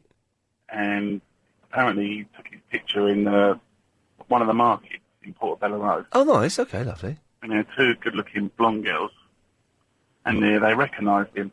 Oh, yeah. And they turned around and said to him, oh, you're not what you sort of what you imagine you to be like on radio. No, of course. And he's gone, why, is that a good or a bad thing? They've gone, well, no, but you've got nice teeth. Nice teeth? Teeth. Yeah, teeth. Yeah. That was the best thing they could say about him? Yeah. He's had it.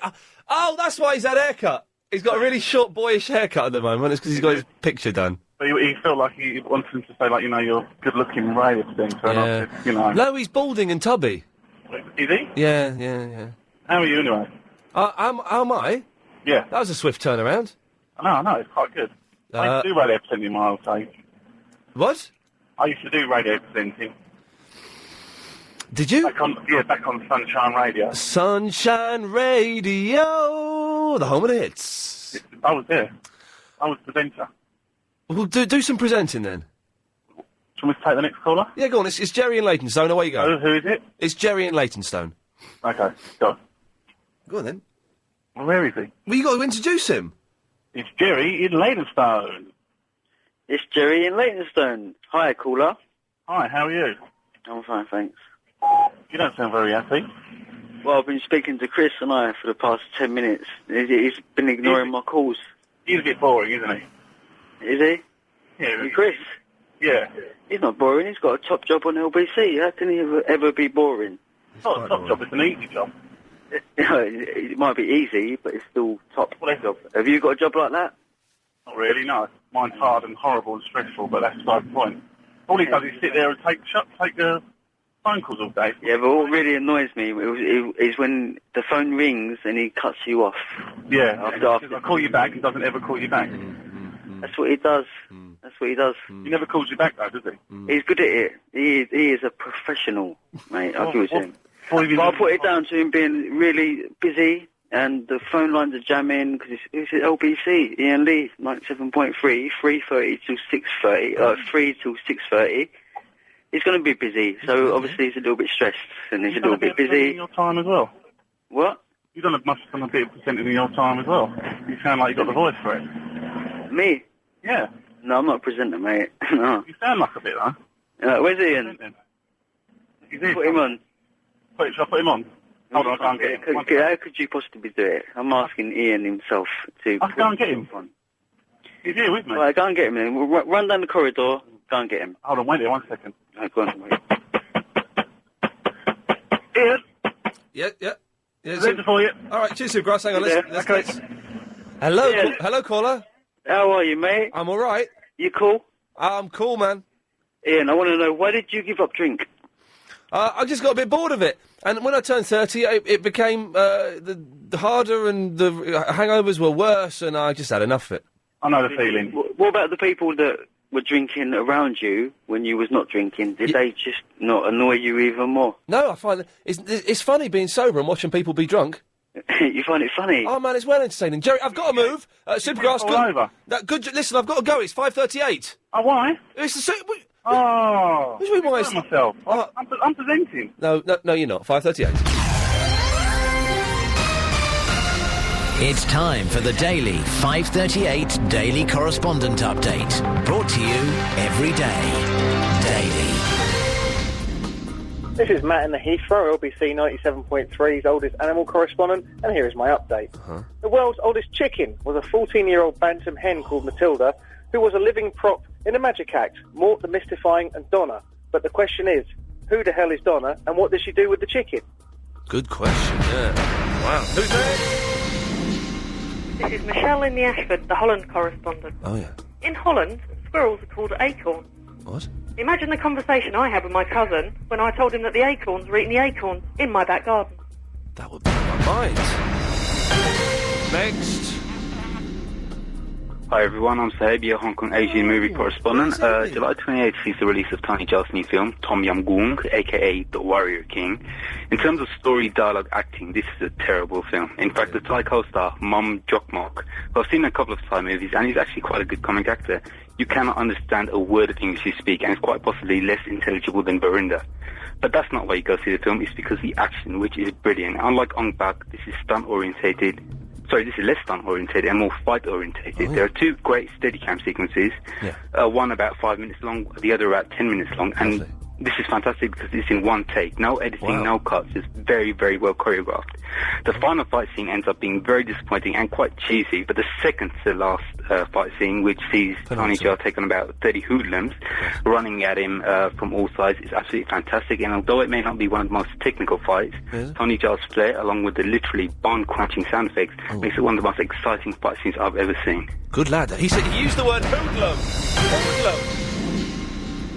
Hi, it's Denise in Canada. I'm a Lost and Canadian correspondent. And today's update is a Lost update. Yes. Okay, so you've purchased your Lost calendar, DVD box set, and a CD soundtrack. Yes, got it. What's left for the discerning Lost fan to buy? I don't know. Why, a Lost doll, of course. What? Yes, you heard right. Touchstone TV has partnered with McFarlane Toys to create a line of Lost action figures.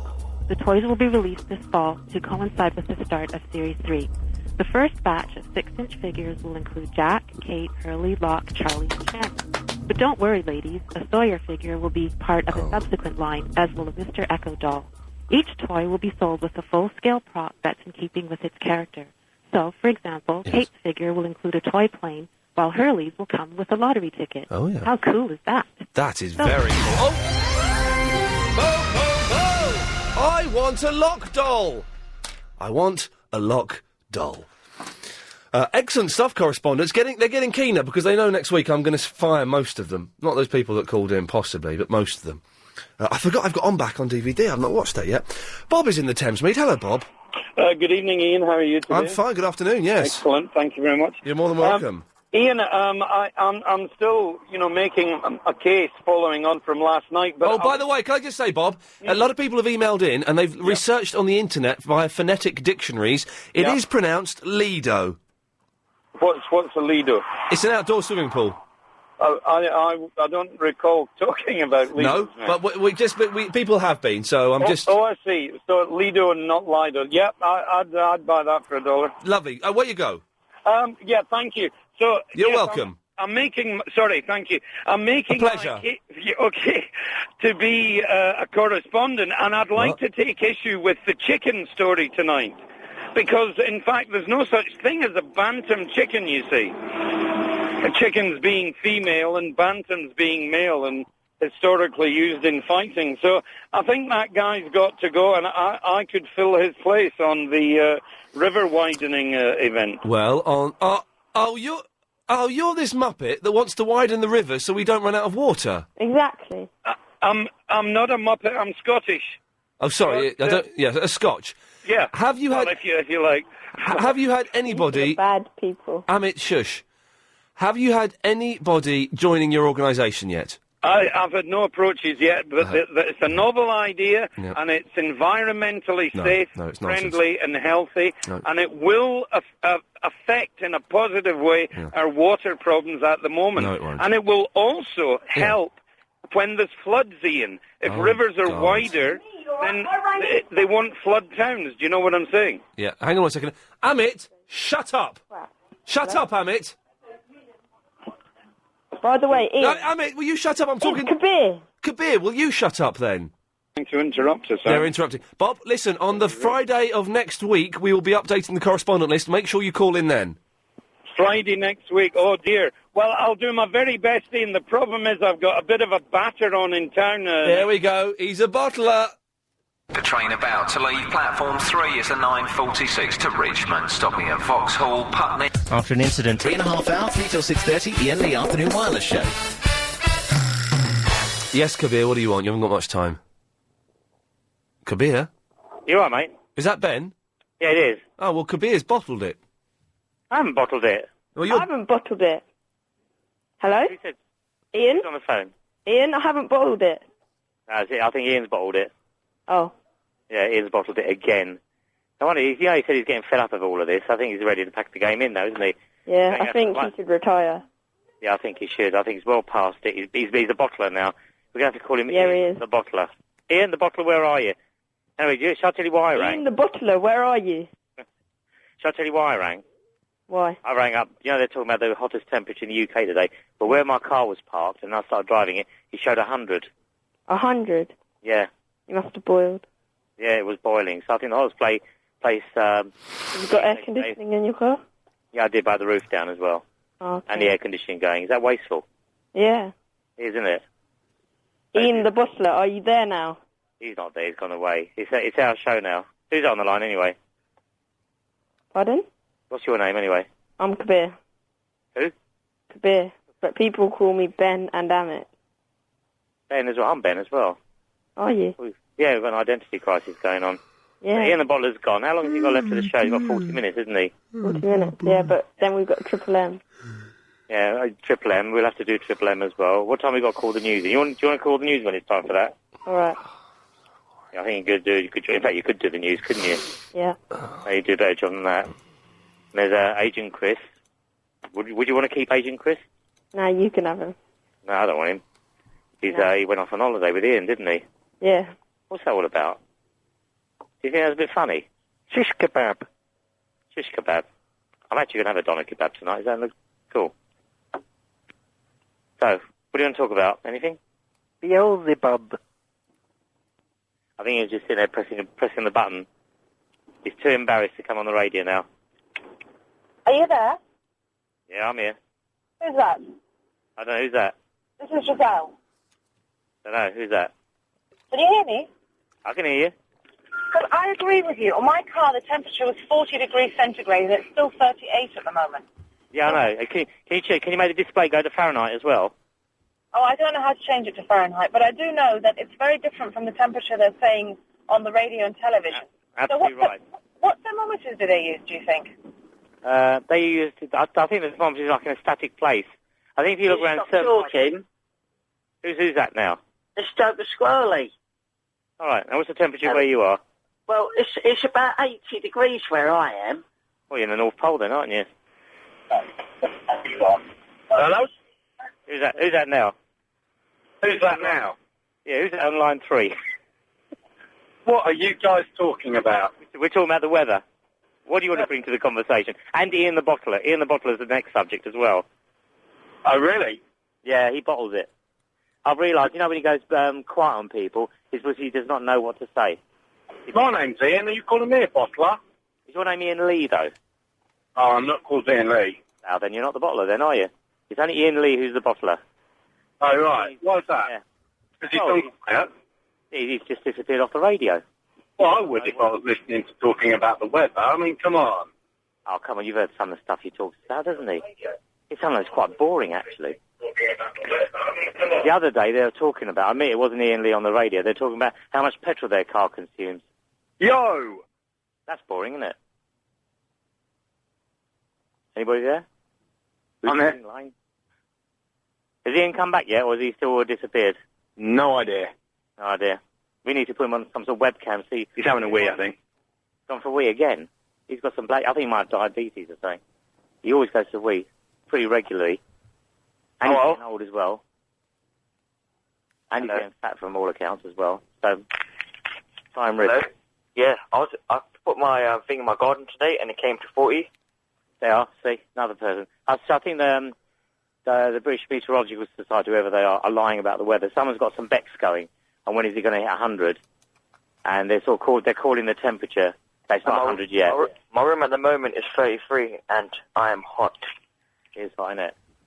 You need air conditioning, didn't you? No, it's in my computer. It's just warming up the whole room. Oh, is that what it is? You got your windows open?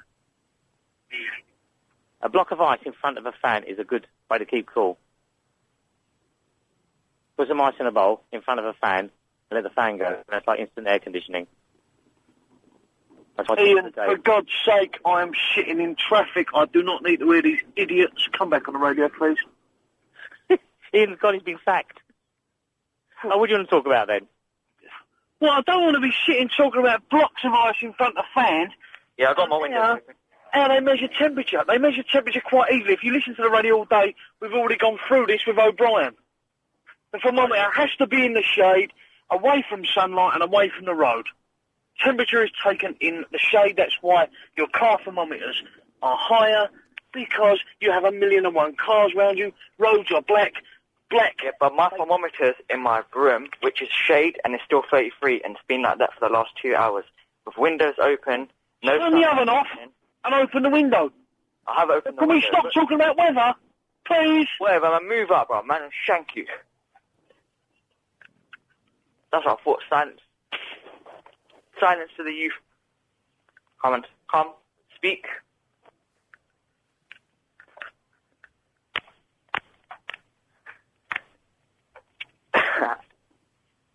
Yeah, that worked well, didn't it? How would you... 3.5 hours, 3 till 6:30, Ian Lee Afternoon Wireless Show. Let's quickly, not got much time before Triple M. So, line 1, you're on the wireless. Hello, is that Ian? Yes, it is. Hello. Hello, Ian. My name's Paul. How are you? I'm all right. Yeah, great. Listen, that little idiot you had on the line just now called, I don't know what, Amjit. And he threatened to shank somebody. Oh, no, that wasn't him that threatened to shank someone, and shanking, as we all know, is very, very nasty, and we do not condone very nice, and if he advocates that sort of thing over the air, I think he'll really need his bum slaps. Well... And that's all there is to it. Well, and listen, and Ian. Yes. I mean, I love listening to you, but it's, you know, you don't say Lido for Dido, do you? I mean, you know the singer. She's Dido. Oh, well, yeah, but she's some posh, stuck-up cow. It's Lido. It's pronounced Lido. Look on the internet and look in the phonetic dictionary. It's Lido. Internet schminternet. It doesn't matter. It's Lido. We're, you know, it's British. Did you just try and diss the internet? Oh, I'm dissing the internet. You know what? I've got 8 meg of broadband and I've had it for about 6 months and I just don't know how to use it. Well, in that case, I diss you. Paul Schmall. Paul Schmall, Ian Schmean. Well, there you go. Ian, you're the nats, mate, I'm telling you. You're a good lad. Thank you very much for that. There we go. I think we'll call that a day for those calls. After 6, of course, we'll have a wee bit of Triple M, I suppose. We did an experiment there for a few minutes. Sunday, July the 30th, if you're interested, there's going to be 3 hours of no presenter phone-in talk radio. It's either going to be genius or it's going to be flipping awful. It's going to be worth listening. Anyway, if you missed the show today, it sounded like this. Listen, I've lived, all right? I've been up, I've been down, I've seen the dark side of the moon. The word is Lido. You can't rise to any challenge, can you, Verinda? What's going on? Anthony, I don't know. I've lost control of the show. It's just turned into... Well, listen, right now, I'll tell you now, I will, if I can get to Valentine's Park by 5 o'clock, I'm there, big boy. Would you rather freeze to death or boil to death in the heat? It's the most peculiar question. In the heat, you will more likely to be hot than cold. I think your callers are nicer now because you're spreading the love around. No. You're nicer. Do you know, I'm really, really tired and lethargic, and I don't want to say I can't be bothered with the show, because that's disrespectful to you and all the other listeners, but I can't be bothered, really. Boss Skag says it's Lido, I win! It's true. If ever an argument need be resolved, then Boss Skaggs, I think, is the man to do it, without a shadow of a doubt. He's the governor. And if you've never heard the song Lido Shuffle, may I recommend you go onto iTunes this evening, pay the 79 pence and download it. It's a good song. The rest of the stuff's a bit ropey. Although that album's quite good, actually. Anyway, sorry, I'm banging on about Boz Skaggs. Music Thursday tomorrow, Eduardo is coming in, which should be quite interesting. Next week's Derek Griffiths, and the week after that, fingers crossed, we'll get the Trachtenberg family slideshow players, although that might be a bit tricky. Anyway, I'm thinking out loud, there's no need for it. Coming up after the news at 6 o'clock, it's 30 minutes of Triple M. Your calls going straight to air. 7-second delay. Don't swear. Don't talk about sitting in traffic. 0870 9090 973. Speak to you after this. Thank you. Bye-bye. Certainly is Triple M. My favourite part of the show, partly because I think the output is good sometimes. Sometimes it's rubbish. Partly because I ain't got to do much apart from touch the screen. So that's one of the reasons. 0870 9090 973. 7-second delay. Don't do anything too rude. We'll cut you off and dump it. Let's start with line 6. Line 6, you're on the wireless. Good evening, this is Pitcher Phil with baseball news. In last night's action, it was Texas over Toronto 5-2, the Cubs over Houston 4-2, and the Yankees over Seattle 5-4. Tonight is Arizona against the Dodgers and Detroit against the White Sox. That's on 5. More news soon. Pass it on. Good lad. Sorry, trying to stifle a belch. We've got some free ice creams here. And I'm not playing the game. I won't say where they're from. But it's making me a bit windy pops because I've had 2. Line 7, you're on the wireless. Hello, Ian. Oh. How are you? What do you want? Couple of things. I haven't got much time. Go on, hurry up. Yeah, McDonald's. Yeah, it's going to take all the listeners to McDonald's for lunch, yes? Now, I've not got a mode of transport, so I was thinking maybe you pick me up and we'll drive and meet the listeners. No, that's not happening. Everyone has to make their own way there. I'll see you at 7. And It's not tonight. Yes. It's not happening tonight. You said it was tonight. No, I didn't. No, I didn't say it. You can play back the tapes. You can't get me on this one. It's not tonight. Okay. Did you meet Angelina Jolie? Angelina Jolie, yes, I did meet her, yes. A lovely lady. I kissed her on the cheek. Big lips, isn't she? Yes, nice cheeks. Bit too skinny, I thought, but lovely. I call her Angie. Big lips. Yeah, I'm going to cut you off now. Good for kissing. Yeah, I'm going to cut you off, because we can see where that was going. Very, very odd character. Mustn't encourage that sort of behaviour. Line 8, you're on the wireless. Yeah, I'm going to cut you off. Line 8! Hello, you're on the air? Yeah, how you doing, all right? I'm all right, yes. Not too bad. I listen to this station quite a lot, and how come all of your callers sound like complete, absolute head cases? I don't know. It's strange, that, isn't it? I hadn't thought of that. They're just complete nutters. I mean, it must drive you mad. Do you know what? I quite enjoy it. You enjoy it? Yeah. How can you enjoy it? It's good fun. But some of them, need being put away into institutions and stuff, don't you think? I don't think anyone's clinically insane that calls in, no. You're definitely not. No, I don't think I don't think anyone that's called in would warrant being institutionalised. No. I definitely think they should be, Ian. Okay, and you're trained in this matter, are you? Yes, I am. I'm actually a psychiatrist. Oh, in that case, fair play. I bow to your superior knowledge. That's no problem, sir. Excellent, thank you. Enjoy the rest of the day. Good work, thank you, sir. Bye. Bye-bye. What a lovely chap there. Line 9, you're on the wireless. Hello, Ian. Hello, Line 9. How are you? I'm very, very well. How are you? Not too bad, thank you. It's very hot, isn't it? Keeping cool. Yeah. Keeping cool. Yes, like Fonzie. What time is Eduardo going to be in your studio tomorrow? Probably about 3:15 for half an hour or so. All right. He's going to be... It's Music Thursday. He's bringing in sombreros and percussive instruments for us all to play. A young chap is coming with him, I believe a rapper of some kind. And he's written some songs for us. He's written one about Mike Stickin. And it should be a lot of fun. Oh, it sounds great. Ian... In fact, hang on a second. I'm bluffing there. I've got his entire... He sent me an email. Hang on a minute. This is what's happening. Ian... I've got 4 songs with Ian Lee LBC lyrics, Dickin and Lee go Latin, Pepe the Butler, Oh Mike Dickin, Eduardo and his Magical Mariachi are coming in, Magical Magical Mariachi. What's that? It's like a thing, isn't it? Tupac Herrera is coming in, he's Bolivian. I've got a Mexican sombrero to give away as a competition prize. Wow. For someone to phone in and do something. And I'm working on a version of a Kiss song. I'm bringing in maracas, castanets, and various small percussion bits for you all to play along with, and a sombrero for everybody. Oh, I'm going to look forward to that. It sounds good. My only Have you spoken to him, Chris? You've sorted it all out? Good lad, thank you. My only problem, Ian, and I'm Yes. sorry to bring it up again, there's problems on the transmission on Sky. Oh, blimey, is there? It's getting worse and worse. It started yesterday at 5:30 in the evening on your show. Oh, God. And, I've put up with it, but I thought, oh, come on, it just spoils the fun of your show, listening to you. I will have a word with the engineering department. I'm ever so sorry to bring it up again. No, I'm glad you do, Edwina. It's disappointing because, we get a lot of listeners around the country on Sky. Yeah. And I take it as a personal slight if it's... I'll have a word. I can't promise anything, though. All right. But thank you for letting me know. Thank you very, very much. Thank you, Edwina. Have a lovely Bye. evening. Bye-bye. Oh, I cut her off in my button. Chris, can we send an email to those drunks, those drunk boffins? What they'll be doing now is they'll be down in the engineering department doing pylons. They'll be sitting there, finish a beer, and they'll look at each other, and one of them will go, pylon! And just jump on the floor, and they'll all pile on each other. You know what a pylon is, don't you, Chris? What do you call it in Cardiff? Don't you mean the electricity pylons? I mean pylon. It's not pylon, and it's not... Oh, line 9, what do you want? Hello, Ian, it's Frank Sidebottom here. How are you doing, mate?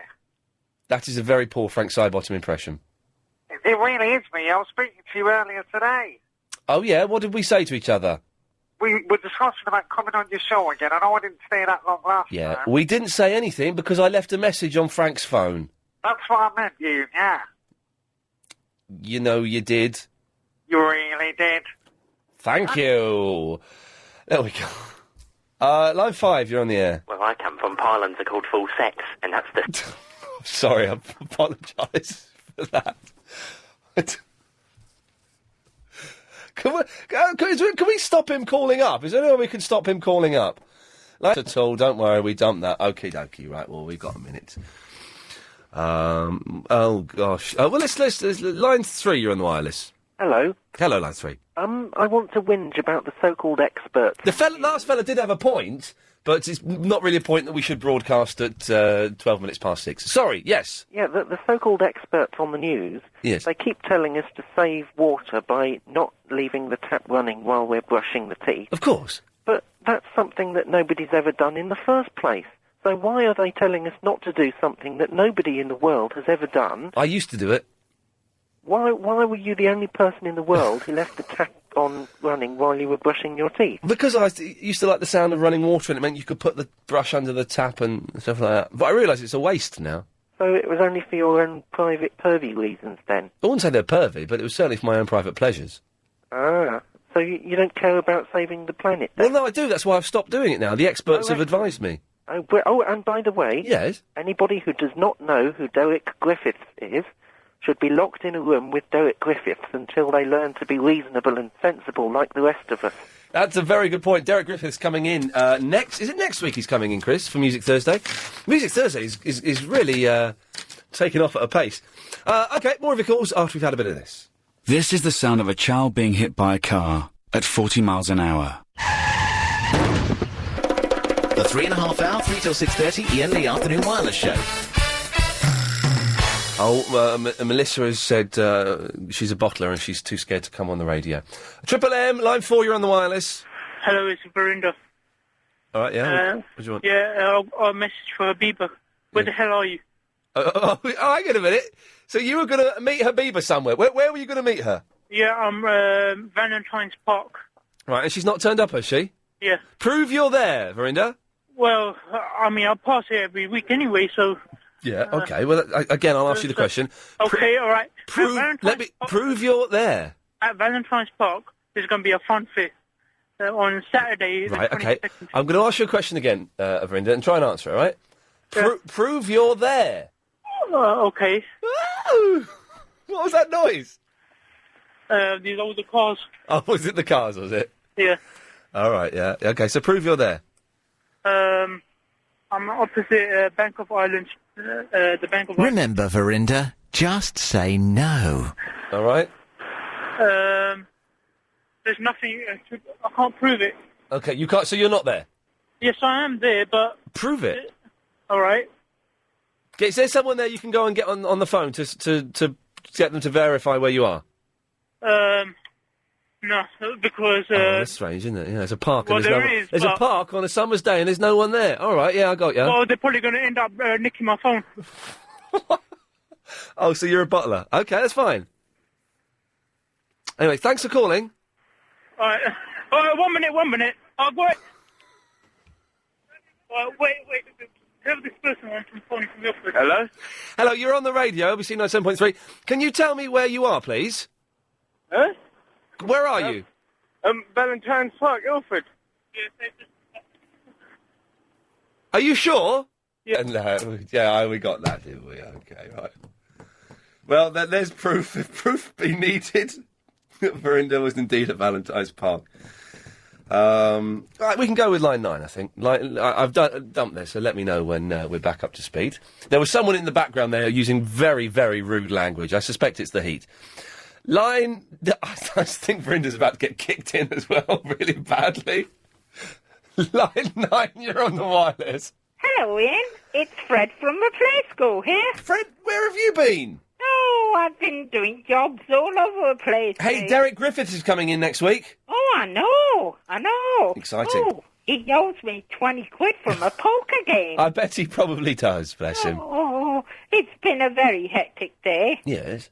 It has. I've been riding on Simon Groom's big train today. Oh, blimey, okay, that sounds fun. Oh, I was stocking up his boiler, All right. and then Oh, God. his boiler blew. Oh, dear, okay, yes, okay, right, lovely. Oh, he's gone. Okay, well, that's,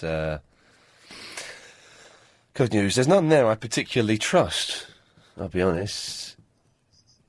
Are you sure? Okay, let's, line 4, you're on the wireless. Now, getting back to this Lido thing, Lido. Oh, it's the Lido. I am willing. It's the Lido, man. No, it's not. Look on the internet. Look on the internet at the phonetic dictionary. It's Lido. Look, I tell you what. I tell you I know what. you're the font of knowledge, and I love you lots. But if Edwina says it's Lido, I will call it Lido. Okay. If So, she thinks it's Lido, I will call it Lido. Edwina, if you're listening, 0870 9090 973. Is it Lido or is it Lido? It's down to Edwina. All right, well, keep listening, and when she phones in, I'll put her on. All right, mate. I'm excited there. Thank you. Bye-bye. Bye. Oh, hang on, I can't cut you off. Line 8, you're on the wireless. This is Barton. I'm extending my hand of friendship to all LBC listeners. I'm inviting you all to Kansas to my mansion where you can eat jerk chicken with me and keep the bears out of my trash. For more information, go to myspace.com/The Real Bob Dylan 1. More news soon. Pass it on. We're getting some good callers, aren't we? Line 5, you're on the wireless. Hi, it's Anthony. Hello, Anthony. How's the show been? First hour was rubbish. Last 2.5 hours been all right. It was madness, man. It's insane, isn't it? Yeah, I had to go. Obviously, it's cut me off early because it was busy. Yeah, it's got very busy, yeah. Yeah, how'd you forget the kettle? Any good? Did you buy a new one? What? Yeah, a kettle at friend's house. I told you about it, didn't I? No, you said you hadn't got a new one. I've got a new one, and we'll see. Oh, hang on one second, Auntie. Can you wait there? Line 3, is it Lido or is it Lido? Oh, Ian, sweetheart, I've always called it Lido. Oh, accidentally cut her off there. We didn't find out what she was going to say. So, yes, I've got the new kettle. I'm going to drop it round to his flat, his house tomorrow, and fingers crossed, when he gets back at the weekend, he'll give it the big thumbs How up. the tortoises? Tortoises are alive and well. They were last night, so that's good, and I put the lid on securely, so... Yeah, can I call you out for Ian? Oh, it's always good to speak to you, Anthony. Yeah, I like speaking to you. You're a good lad. Have a good night. Bye. Take care. Bye-bye. I like him a lot. Nice person. Line 6, you're on the wireless. Jeff Foxworthy and the Beach Boys.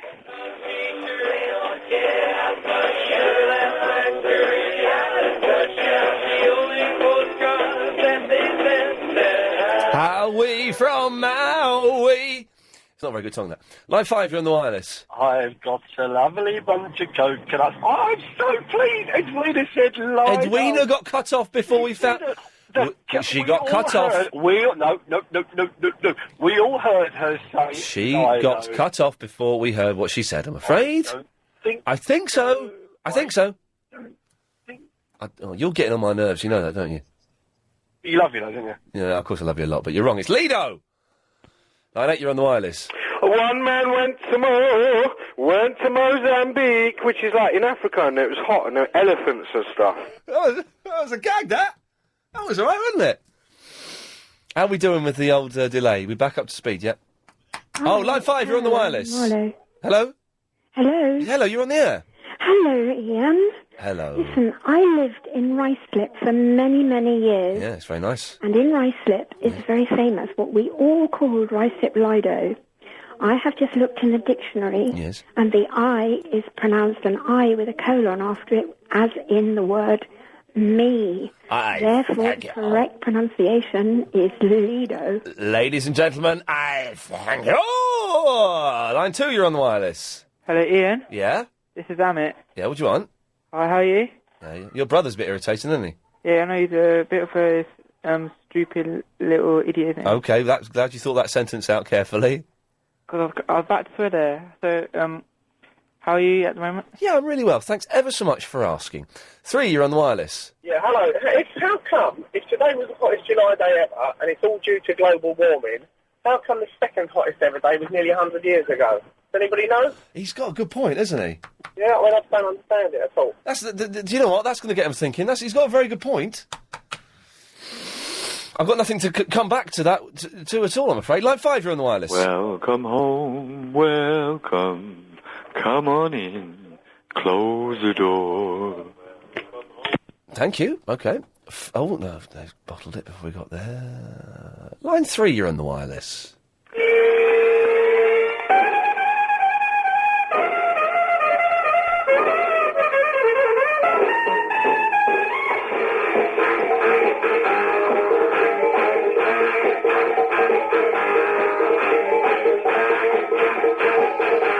I'm intrigued. Give it a second. I know it's not brilliant quality, but I'm intrigued.